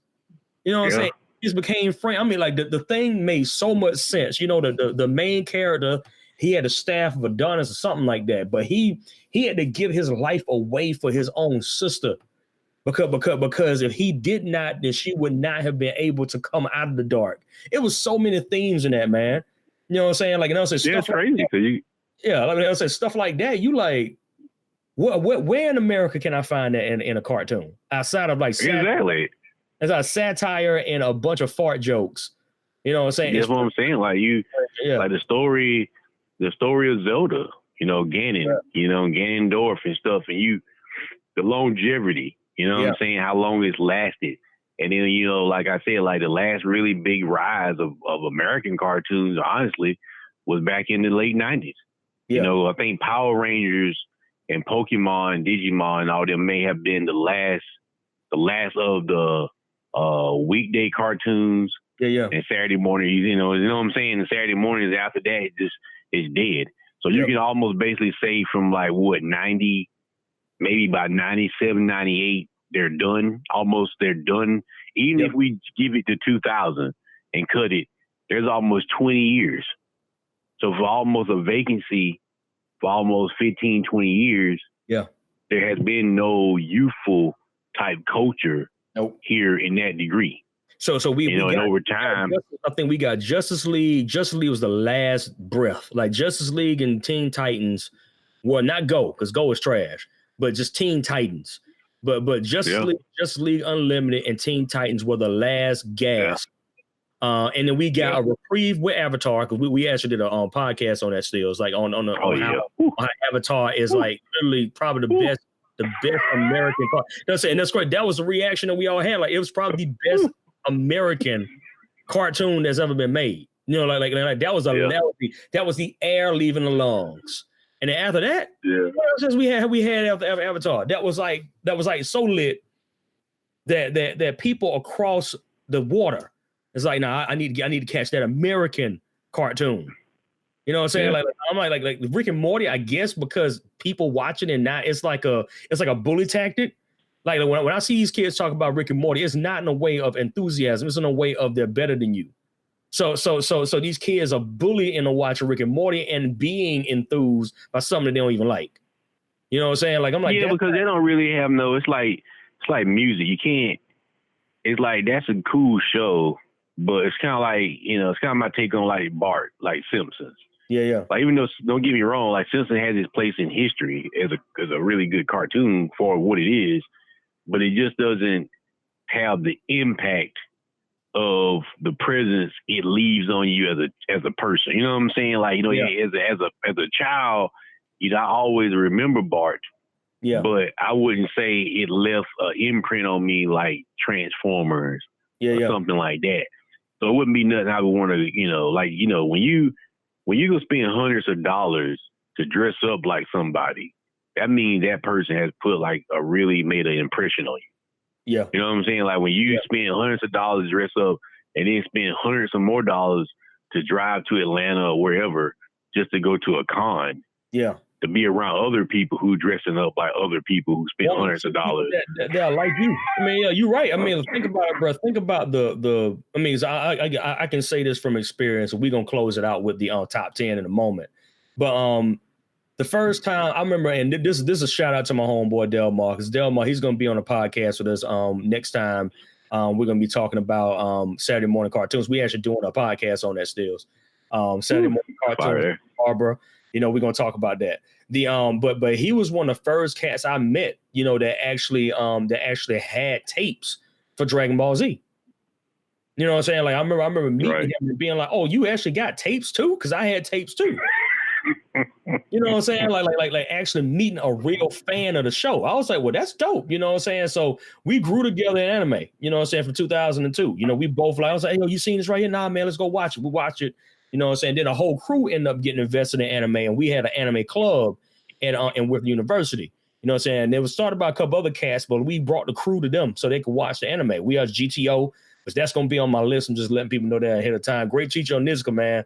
Like I said, no super action as far as like power coming out of his hands, but great teacher on Nizuka. I put that sucker against anybody.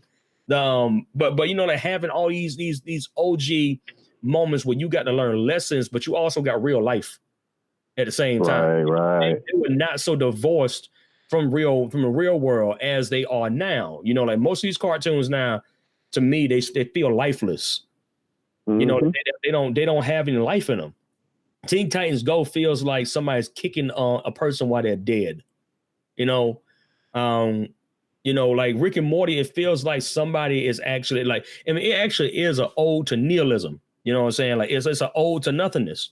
Because they don't really have a clear objective or aim for anything other than just being, and they don't really believe that they're being. It's nihilism, you know what I'm saying? So I'm like all that stuff is cool, but after a while you want hope. You know what I'm saying? Like you want a hero to rise up that's gonna save the day. You know what I'm saying? Like you. Well, I say this before we jump off. That's because of villains. Like I always say, like the hero is defined by his villain.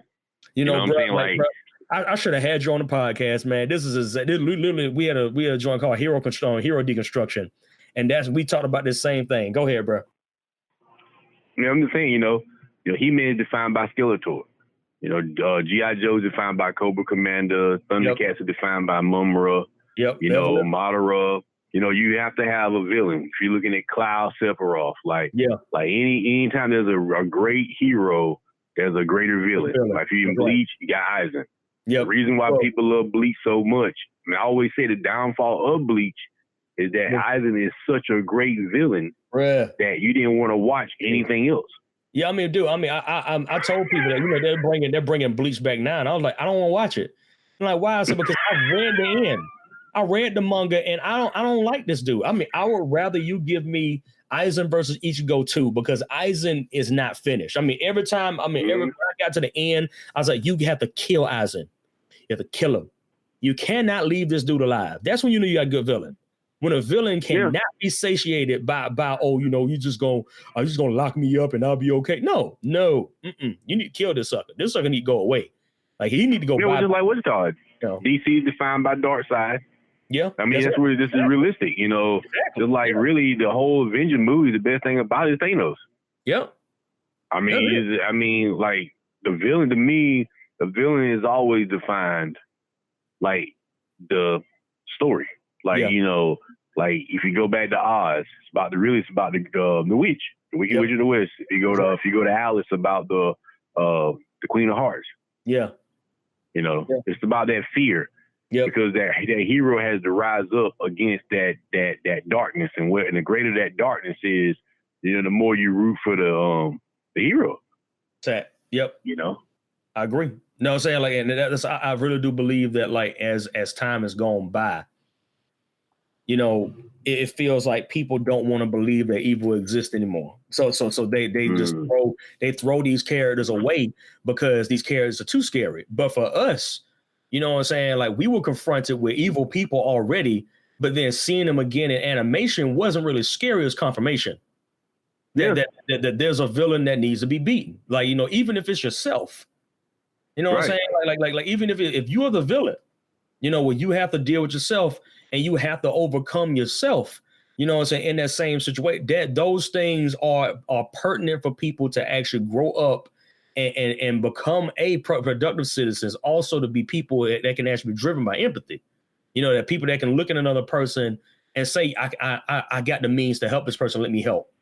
You know what I'm saying? Like one of the dopest lines, they could show some of my geekness, but never in the story, towards the end, the older elf dude tells his wife that Betrayal is fighting the worst battle. She said, well, he'll be fine. He's only looking in the mirror. And she said, well, that's going to be his greatest challenge because he's going to see himself for who he really is, not who he think he is. Not who he think he is. Bruh. Yep. Spit that game. Spit that doggone game, bruh. No, I'm saying like so. And that's the crazy part. That was a child watching that, and that stuck with me all the way to adulthood. Facts, bruh. No, I'm saying like stuff like that, man. Like when you get these valuable lessons from, like I said, we're doing anime right now. We're gonna do video games in a little bit, but we dealing with like anime and seeing like these, like I was talking about Ronin Warriors earlier, just seeing that there was this guy that didn't want to be a leader. But the time dictated that it was his time to lead. You know, small things like that. You know what I'm saying? Then you get like the weird whimsical character. You know, like I don't like Goku. I mean, I go on record, I can't stand Goku. So Bobby, my hero deconstruction last week, or it was called Ripper Hero. My Ripper Hero was Goku. I can't stand Goku, but I love. My logic is Goku is the villain. I always feel that the real villain in Goku in Dragon Ball Z was Goku. Yeah. Goku. It only makes sense if Goku is the villain because the more you look at this show, the more you deal with the fact that there are so many things that are caused by him. Not like Luffy, like Monkey D. Luffy is not a villain because Monkey D. Luffy cares about his people. He severely cares about people. I'm talking about vehemently cares. He cares so much that he will die for his people. And he will be the first one to throw his you fighting me. I ain't never seen Goku do that. Ever. I ain't never Goku's whole crutch is being that no matter if the whole universe is destroyed, we'll just wish it back. I just want to be strong. You know, that whole joint, they'll say like stuff like that. It's like, yo, bruh. I mean, it's crazy because like the real dope thing about anime, especially like good anime makes you critically think.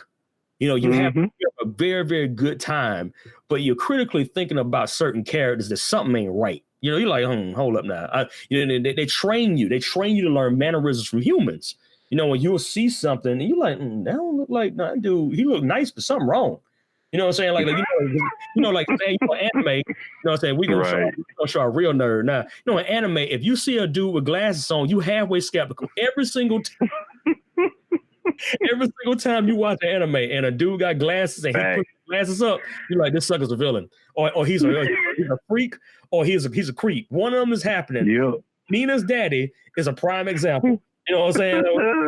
You talk about there's something up. No, I remember watching the first time and I saw him push his glass up. I'm like, this sucker's a freaking villain. And I remember everybody. It's like the video game thing where it's like you see the save point. And then you can save and reset your energy and stuff and help and then it starts to load up after that. Like you start to see the screen load, you're like, okay. Okay, I know. There's some ignorance that's about to happen right now. You know what I'm saying? That's some. Let me go ahead and go back to this save point real quick to make sure I say it properly. I don't want to be that dude. It's like stuff like that, man. You just like you really look at it and you take a deep, hard look at a lot of themes that were in a lot of anime that really pushed you to want to grow up. You know, like I said, a lot of the newer ones aren't doing that. A lot of the newer ones are trying to be caught up in this whimsicalness. And I'm like, that's not life. No, it's not life. It's not life. I'm like most of everything we grew up on, Macross, Gundam, you know what I'm saying? Like literally like to this day can still literally break a grown man down. I mean, it's some of the stories are so hard, yo. Like just dealing most of all the Gundam stuff is orphans. Yeah. If you look at most Gundam cartoons about kids fighting and dying and stuff for the most part. Exactly. I was saying it's always about kids, man. I mean, or at least if they're grown, they started fighting when they were children. Double O is my favorite Gundam. I mean, like as far as like Gundam story. Double O when we had to deal with Setsuna and how his setup was on becoming the true innovator. You know what I'm saying? All that process they took you through like it was like what 40-some episodes before you got to that point where you got to see him wake up. And when he woke up though, oh, you talking about brother having chills because the payoff was real. And I think that's something that I think that we've lost. We've lost the payoff. Like we've lost it in American animation has completely lost it. There is no payoff. They might pay it off by showing you that a person was dating. That's not a payoff. You know what I'm saying? Maybe it's patience, you know, like when you listen to music, like with anything, you know, like back if you go to hip hop, you know, how something will go over your head. And then maybe you go buy an album, you listen to it, you listen to what you like, obviously.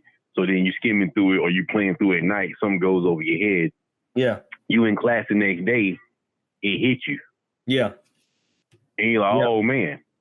Yeah, the track rock you a different way. You're like, hold on. Right. And then the payoff. Yeah. And the payoff makes it all the better because it's like that's the whole, to me at least, that's the moment. Yeah. You know what I'm saying? Like, so in game, it's the same way. Like, you know, you got the setup of the story, like in Chrono Trigger, you know, one of the best stories to me, just because of the fact that it's so normal. Yeah. Like, you wake up in a bed, normal village, you know, then everything starts to move. The payoff starts to click into place, you know, subtly and things like that. Same thing with any good JRPG. Yep. But, you know, like when you look at it now, you know, anime and things like that, it's kind of like not there. Yeah. Like, you know what I'm saying? Like, we want to do that, but we know, you know, it's like they assume that your attention span is not there enough to stick around to catch it.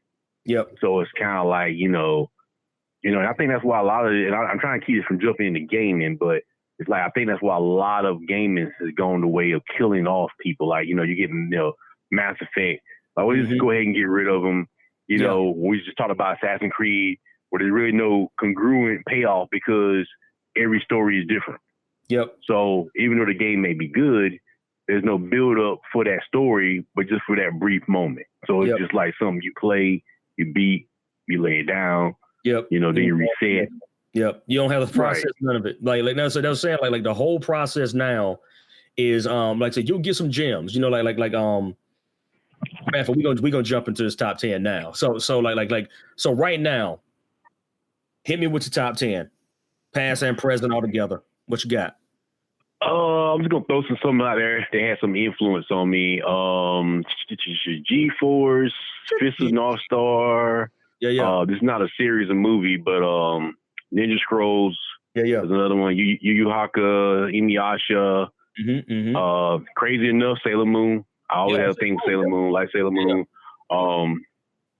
I'm trying to think. The more newer one, Bleach, like Bleach. I'm feeling Demon Slayer. You know, something about that was kind of catching my attention.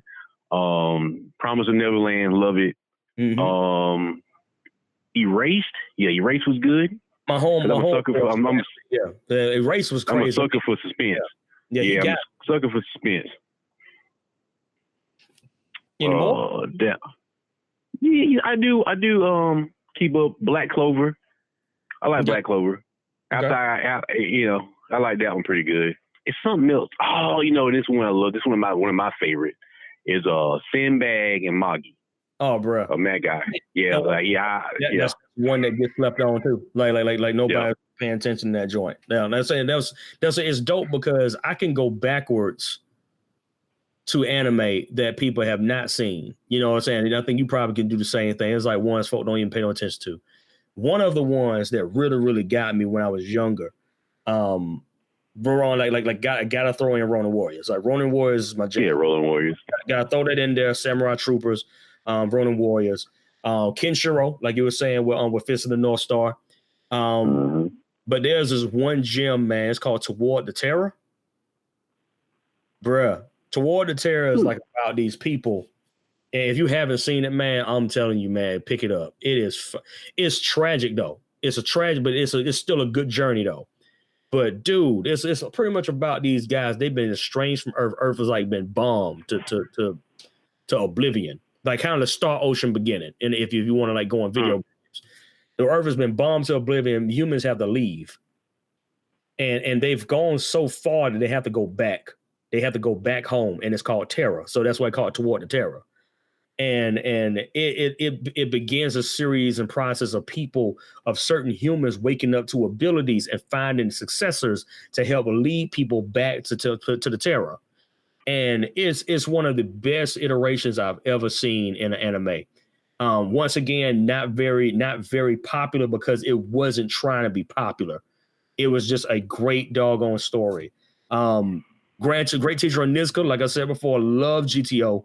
Onizuka, Ekichi, man, that dude, man, Ekichi Onizuka, man. Like, look, how can you hate this guy?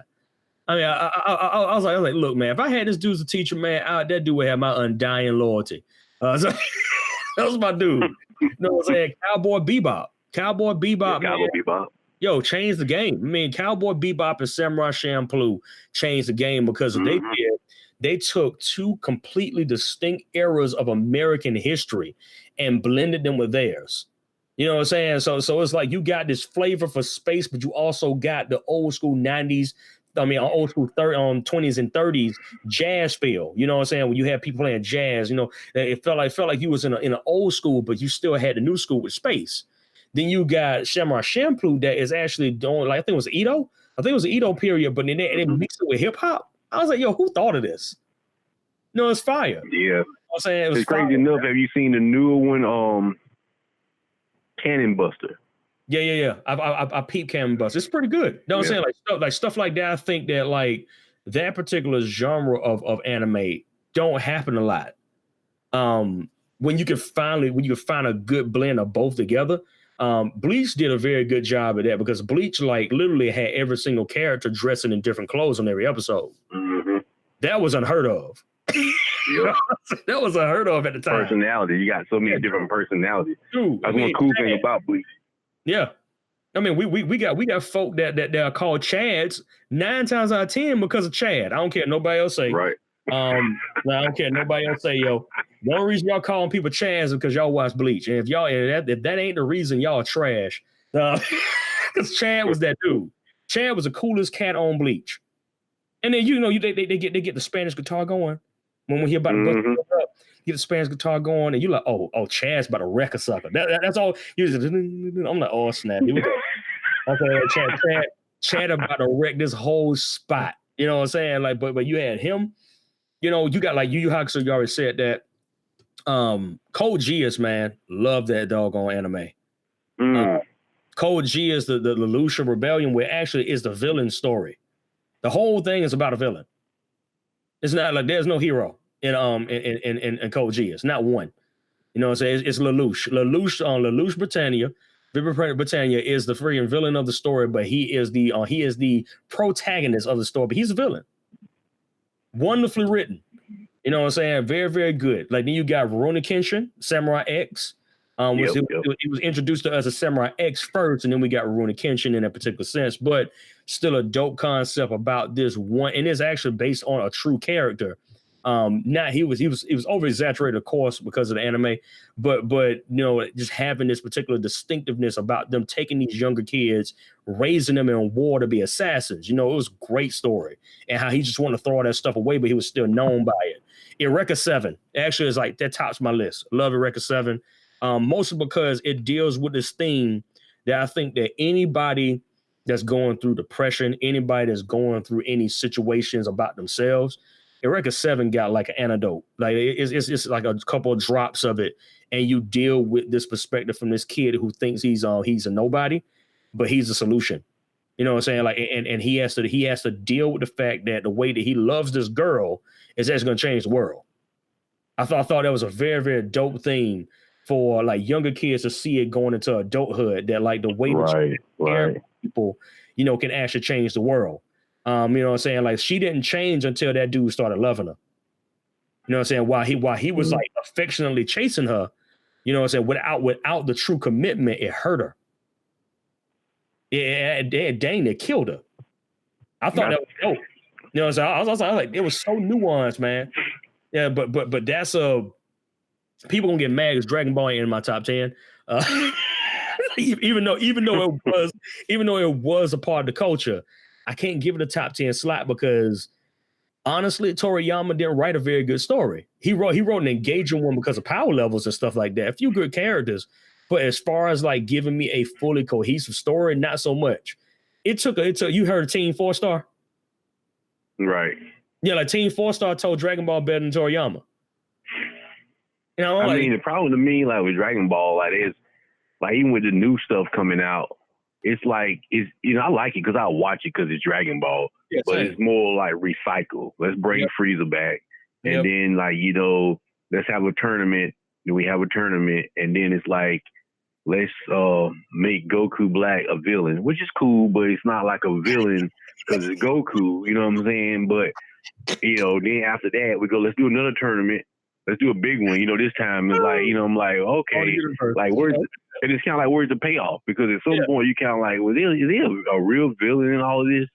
You know, no, there isn't one. Well, actually, there is still is Goku, but you know, but he still wins.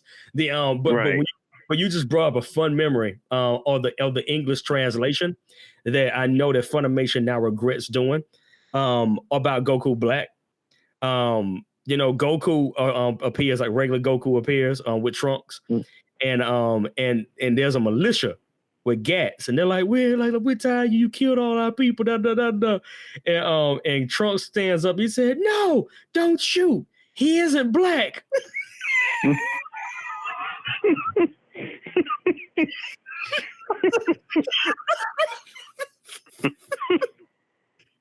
That whole thing, miss. Huh? Message. What Keenan Ivory Wayans message. Right. The mailman walking by message. You know, I was like, God dang. Mm-hmm. So he was black, y'all to shot him. Gotcha. Appreciate it. You know what I'm saying? But dude, I mean, like, you know, stuff like that, man. Who are your honorable mentions? Like ones that if you could dig deep enough, it could be. I don't watch so much. It's like Gundam's in there. Yeah, it could be an anime. Gundams. It could be like Gundams are in there. There's some stuff I don't forgot about. I don't watch it. When you naming out stuff, it makes me remember. What's the God? It's on the tip of my tongue. What's before Gundams? There 4 Gundams. Yeah. Before there was Gundams, there was Robotech. Robotech and Macross. Robotech, Macross, Robotech. And then we got Gundam. Gundam, Gun Freedom. Like a whole lot of people don't even know where they got it from. It's like they actually just pretty much combined the two words. The Gun Freedom. You know, it's a Gundam. You know what I'm saying? Like that was a major thing for the Japanese at that time that they expressed through mechs as far as a part of them fighting for their own freedom. You know what I'm saying? Like they got that joint from Gun Freedom. It's a combination of the two words and like two English kanji. The two English words written together as Gundam. You know what I'm saying? Like, so that's why every last one of the major Gundams is a sign of a revolution. You know what I'm saying? That's the whole theme. The theme is revolution. It's not about things staying the same. It's about changing what was broken. You know what I'm saying? So let me throw one at you, man. So I'm gonna ask you a Bleach question, and I ask you a Bleach question. We'll talk about a few more anime movies, and then we'll end for this particular part, right? So Bleach. Who's your favorite character in Bleach? You give me top 2. I get it because they did have they have engaging characters. I'm gonna give them props. What props is due before we got to personally. Like my personal is Urahara. Mm-hmm. And crazy enough, I like Ichigo's dad. Oh, Ichigo's dad is Vito. I mean, so you ain't no shame in that choice. That dude was holding. That was my only regret. Kibo, how he told it. I'm like, you know, you have all these fillers. Well, why wouldn't he done like flashbacks to when they was younger? You know what I'm saying? Like Steelz, he like was you kind of like how Naruto does the flashbacks. You know, too many. If you did right, but you know, if you do a flashback to because you know, in Bleach is kind of odd because everybody knows there's always a precursor to Ichiko. Yeah. So everybody knows everybody way before Ichiko, and they always reflect on it. But you know, so it's very interesting because as they reflect, to me, that's always been very interesting. Yeah. You know, like Uraharu knows Aizen. They grew up together. Yeah. And Ichiko trained Aizen. You know what I'm saying? Like, right. He trained him. Yeah. Like, right. Yeah. And who do you dad and all them, and you know, he's got this fantastic backstory that would have made more sense to be the fillers. Yeah. That would have tied everything. By the time you got to the end of the Bison, you know, where you fight Bison, it would have made it all make sense because you would have kind of like knew what was like going on. You know what I'm saying? Like character, like you don't really know much about Ichiko's mom. Yeah. You know, like he didn't even know his dad was a captain. Yeah, and the fact that his mom, spoiler alert, is a Quincy. Right. You know what I'm saying? Like stuff like that, you know, like that was a pertinent part of the story, but it just got wasted near the end of the story. It's like if you'd have known this early, it would explain why this boy is so doggone powerful. You know what I'm saying? It would give people context on like, okay, that's why this boy's like a bottomless pit of power. He is a Quincy and he's a doggone Shinigami. You know what I'm saying? I'm not like he's both of them simultaneously. How in the world could he run out of power? Like how? Yep. You know what I'm saying? Yeah. Yep. You know what I'm saying? Like it's crazy because like Tite had the golden goose, man. Golden goose with this joint, and he sabotaged the sucker, man. I mean, it's goodness great, bro. I mean, like the fact that Aizen got played and we never got to see his Bunkai. I'm still upset about that. Because if his Shikai could fool that many people, what in the world could his Bunkai do? Yeah. Well, not even for those, if you read the manga, even Jabak won't even look at him. Like he won't even come in the room nowhere near him. Nope. Ever. No, I'm saying no. Like, right. Like stuff like that. I'm like there was a reason. Like that dude was such a great deceiver to my Aizen as a character. Yeah. Such a great deceiver, and they just threw it away for like Full Bring. Full Bring was trash. Yeah. You know what I'm saying? Yeah, like, but you can't make a character like, you know, it's kind of like we were saying, like once you, I mean, I'm going to say it like this. You have to ride Nintendo's wave. Like once you make a Ganon, they always have to be a Ganon. Yep. Well, that's just it. That's fair, though. You know what I'm saying? That's just how this is going to be. Yeah, that's fair. Because he's too, like, he's like He-Man. Like you can't replace Skeletor, no matter how you may twist it. Like he's such a great villain, at least for He-Man, that I can't see He-Man fighting anybody else. I can't see Lionel fight anybody besides Mumra. I mean, you know what I'm saying? Mumra and Third Earth, man. It's like if anybody else popped up that tried to say there was more gangster than Mumra, everybody's giving that dude a conceited look. This is curled up like whatever. You know what I'm saying? Like the ever living. Have you prayed the ancient spirits of evil to get power? I mean, I don't think you're doing that. So it's like you ain't doing that. Do you hear Momura's laugh? You hear the evilness in his laugh? Man, Mumra got one of the most iconic. That old white man that voiced that dude, man, props to him. That dude terrified the best out of me, man. Ancient spirits of evil, transform this decayed form to Mumra, the ever living. And I'm like, yo, I gotta get out this room. And the crazy part is so believable.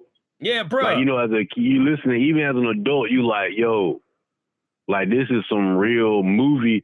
Like, and I guess that's what I'm saying. Like a lot of the acting back then was so top notch.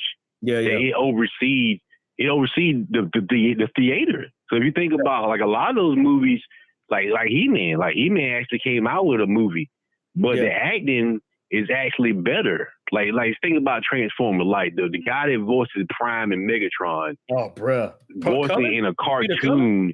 Bruh. Yeah. It's so great. They had to pull him to the B stream. Yeah. You know what I'm saying? And this is what we was getting every day.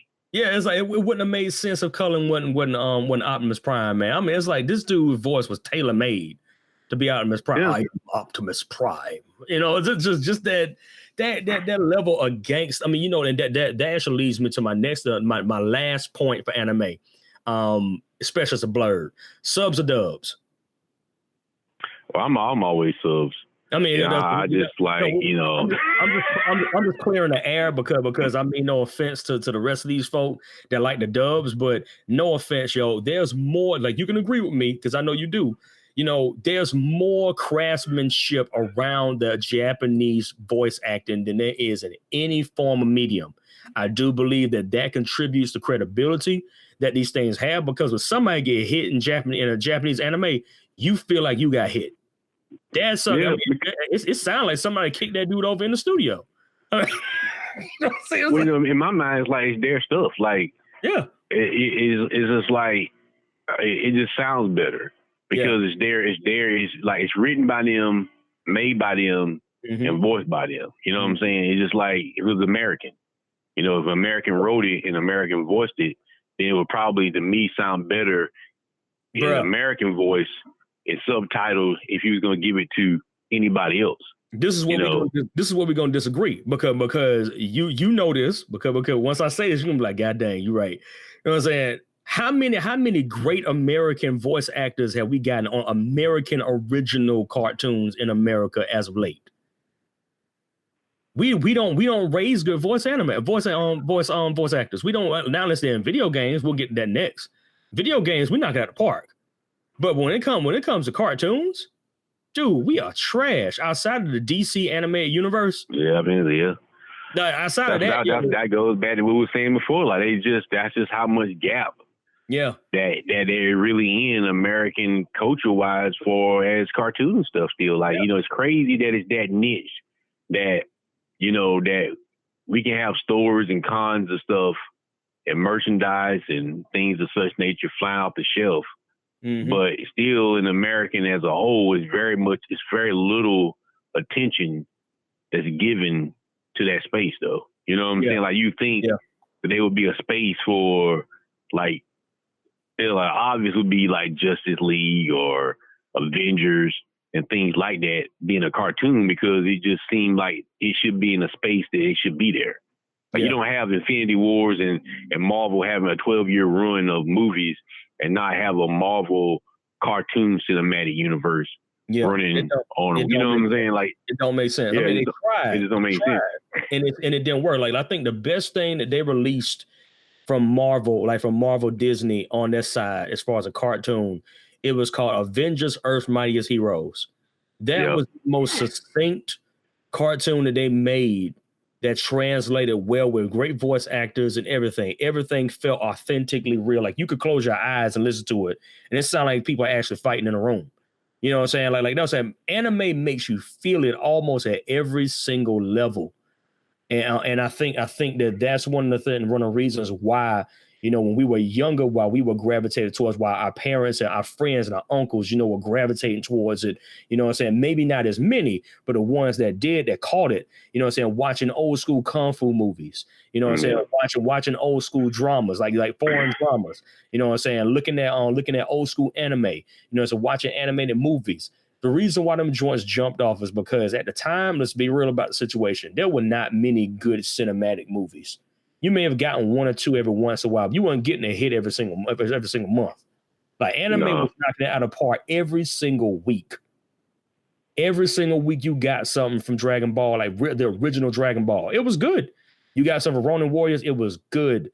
You know what I'm saying? You got something from anybody that you was like getting affiliated. I remember at one time WB had Pokemon, Dragon Ball Z, and Yu-Gi-Oh. You know what I'm saying? And I never thought that I would like Yu-Gi-Oh ever. You know, well, I mean, it's like I was saying before, like it's the first time I've seen continuation.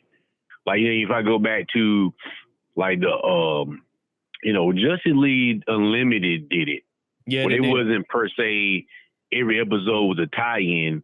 But it still was like they still acknowledged what happened maybe a week or month before. You know what I'm saying? So it made it connect. but before then, you know, things in America were just basically episodes. So you would just have one random episode, then it'd be another random episode, another random episode, and there wouldn't be any build up. And then when, you know, you finally got to stuff like, you know, Dragon Ball or Sailor Moon, like everything was a continuation. Like, so when you watched it today and you watched it next week, you knew there was a build up. And that's what kind of made X-Men kind of cool, because X-Men kind of follow that same thing where it's like, you know, it won't be the exact continuation, but it still will be a couple weeks later or a couple months later. Yep. You know, it's the same universe. It didn't feel like I said, right now, like Rick and Morty, I dare a sucker to like tie it together every single season succinctly. I dare one. They like tell me how every last one of them freaking episodes connect up one particular theme. I dare somebody. Just tell me. You know what I'm saying? Without it being like feeling like it was written by 5 to 6 different people. You know what I'm saying? Like Justice League had a payoff for every single major villain that they faced in Unlimited. Like you were just saying, Steelz. Every single one they fought, they had to revisit. Every consequence that they actually had in Batman animated series and in Superman had to deal with that in Justice League. Anime that had been doing that since the very beginning. America had to catch up. And now it seems like they done fell out of pace now because Japan's been doing it for so long. They kind of Jay-Z'd them saying that I've forgotten more than you ever learned. Yeah. Well, I mean, you got to think about it too. Like, you know, being, to me, this is my opinion. Like, you know, when I was younger, you know, Tony was cool because he was the playboy. Like, you know, it's kind of like as a child or a teenager, you look up to the older guy. Yeah. Like, I don't remember really growing up saying I want to be like Robin. Like, you know what I'm saying? Like, or Aqualad, you know what I'm saying? Or the Wonder Twins, like, you know, like, oh, the Wonder Twins are, I don't get me wrong, I like the Wonder Twins, you know what I'm saying? But I ain't want to be them. I want to be like, you know, Green Lantern. Hal Jordan was cool, you know what I'm saying? Like, you know, that's kind of like where I take it now. Like, they try to make everything too kiddish. Yeah. You know what I'm saying? Like, music's too childish. Like, you know, children want to, like, younger children want to be around older kids. You know what I'm saying? Like, if you're 13, you want to hang around kids at 16 and 17. So if you're 16, 17, you know, in high school, you want to hang around college kids. Yeah. If you're in college, by the time you hit a sophomore, or junior, or senior, you want to hang around kids that graduated college.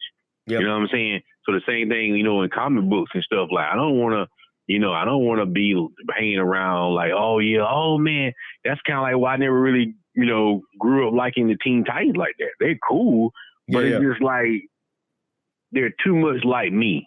You know what I'm saying? Like, I want to look at something that's bigger. You know what I'm saying? Like, how can you know, if you are going to use kids, you know, you got to make them bigger than right. That was my issue with Naruto when I first watched it. Yeah. The first season, I didn't really care for it because he's too young for me. At least at my age, when I was watching him, he was too young. On the real, that was my beef with a lot. That's my beef with a lot of the anime now. That's like one of my only beefs is that they want the main character to like remain very young. Like Luffy, you know, as much as I love One Piece, he grew up like there was like a 2-year gap, and now we just kind of like in the months after that or something like that. Like as far as the story go. Right. But he hasn't really grown up. I mean, I would love to see a Luffy that's 30 years old still being a pirate. Right. I mean, I want to see that. I want to see, because we've already gotten the kid. We got the teenager, and now we've getting the adult, at least a partial adult. Let's just go ahead and skip a couple years because I think that their story would survive it. You know what I'm saying? Certain stories can't survive a time jump.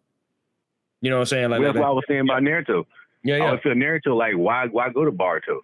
Like, why not just stay in Naruto and grow him up? Because ultimately, that's what everybody wants to see. Everybody wants to see an older Rock Lee, an older Sasuke, an older Naruto, an older Itachi. You know what I'm saying? Like, basically, they're changing places. Like, you watch Naruto get mentored and teach by these older guys. Then for 10 years, you watch a lot of them die. And then a lot of them got old and died, and they grew up. So you're basically changing places. Now we see, you know, Naruto in his 20s or mid-20s, 30s, you know, then he has a son. But my main thing was, why wouldn't you just continue it exactly the same? Like, it never had to change. It could have been called Naruto or whatever. He just has a son now. So it's like role reversal. I think it's also like Bobby, like we was talking about way like a whole lot earlier, and this is one of the conversations we had on the other call too, bro. Is that Naruto doesn't really have a good villain. Think about it. You don't. Like, and the other thing, like one of your coworkers, Gal, was Tal. If you ever watch this, like he'll be happy because he hates Naruto.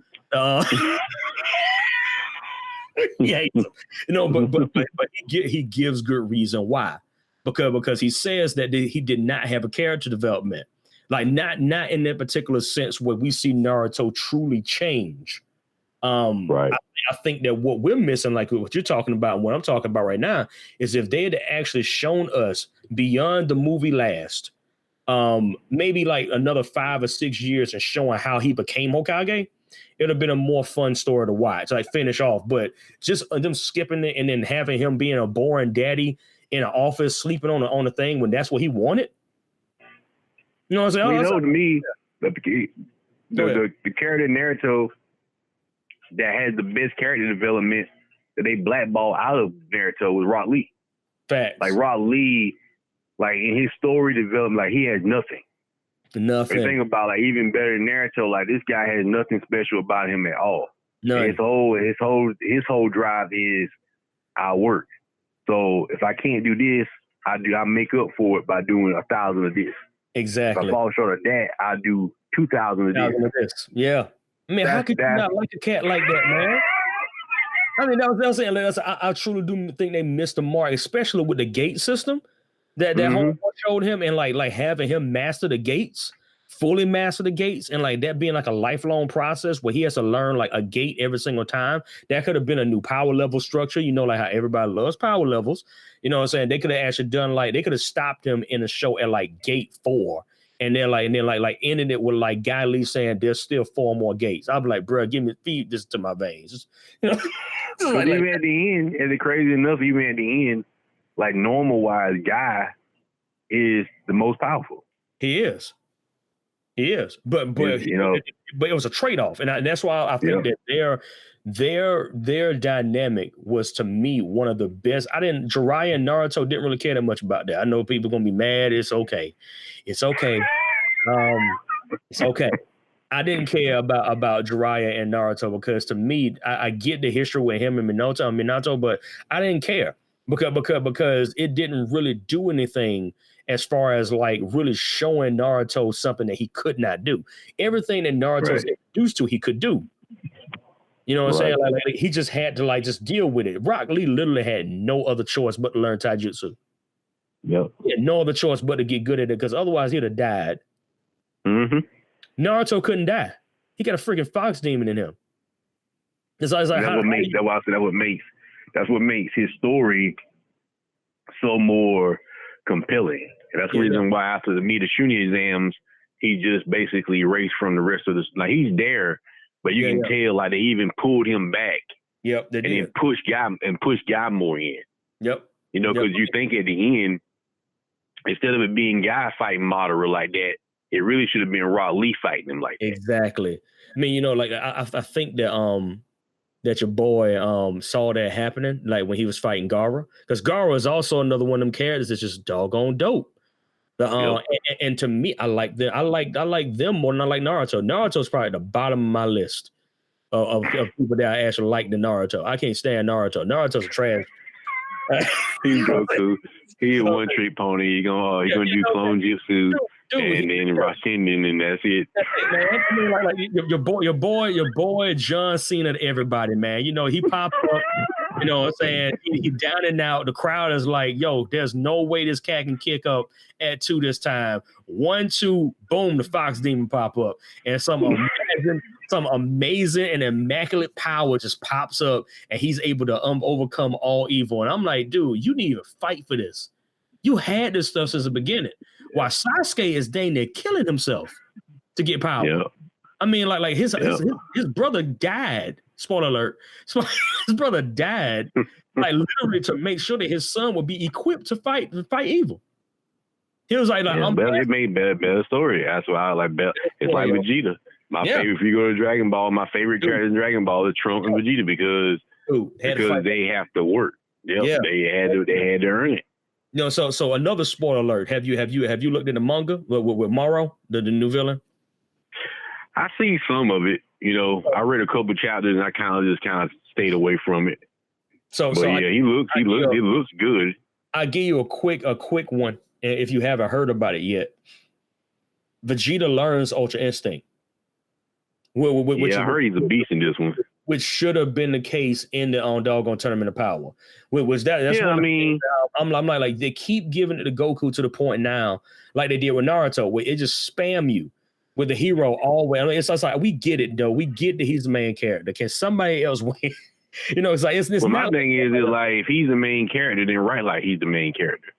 Like you know what I'm saying? Like there has to be a better way of giving somebody Ultra Instinct besides you dropping the spirit bomb on yourself. That's my issue. Like you got Vegeta training with Whis and Beerus nonstop trying to train, and all of a sudden Goku just drops the bomb on himself basically and unlocks it, and that's it. And I'm like, come on. Like I always said, the missed moment was, I hate to be that person, but and I hate to say this because I like Master Roshi. Master Roshi should have died. Oh, fact. That should have unlocked Ultra Instinct. Like some need to wait. Like that would have been the perfect moment to where, Master Roshi dies, tells Goku something. You got Krillin screaming. For the first time, Krillin is breaking down, screaming for Goku. He's like, Goku. Cause that's their dad, basically. You know what I'm saying? Yeah. And then that moment, that's where Goku should have snapped and like matured. A maturing moment. Like, I'm like, I caused all this. I caused it. You know what I'm saying? Because they told me not to have this tournament. Now, my father figure is dead. That maturity should have grew there. Instead of just dropping a bomb on yourself and now I got Ultra Instinct and I'm fighting and doing all this other stuff and then at the end it still wasn't enough and I'm like, come on. Another like to add to that too, man. The other thing I didn't like about Tournament of Power, it was passive aggressive in his pursuit to death. It's like, how they're like, oh, he falls up there, and the people like, duh, and then they just appear in the stands. I'm like, what type of? Well, nobody's a villain there. Like nobody's a villain. I mean, yeah, but I'm saying like it would have been more engaging if the I forget the name of the god of the particular thing had said, look, when you gone unless your people win. Right. Bro, that would have been fire. Like in that would have added more. That would have added more motivation to like wanting to win versus I can just watch my dudes in the stands and cheer them on. No, there ain't nobody up there to cheer you on. You know what I'm saying? Like you have to finish. You have to finish this, and if you don't finish this, then they ain't coming back, dude. That'd have been fire. But no, we had to get this real passive aggressive approach to it, where like Roshi done did this real gangster thing. People like crying on the field, and he just pops up with his arms crossed in the bleachers. I'm like, this is stupid. I mean, it's how you say like miswriting potential.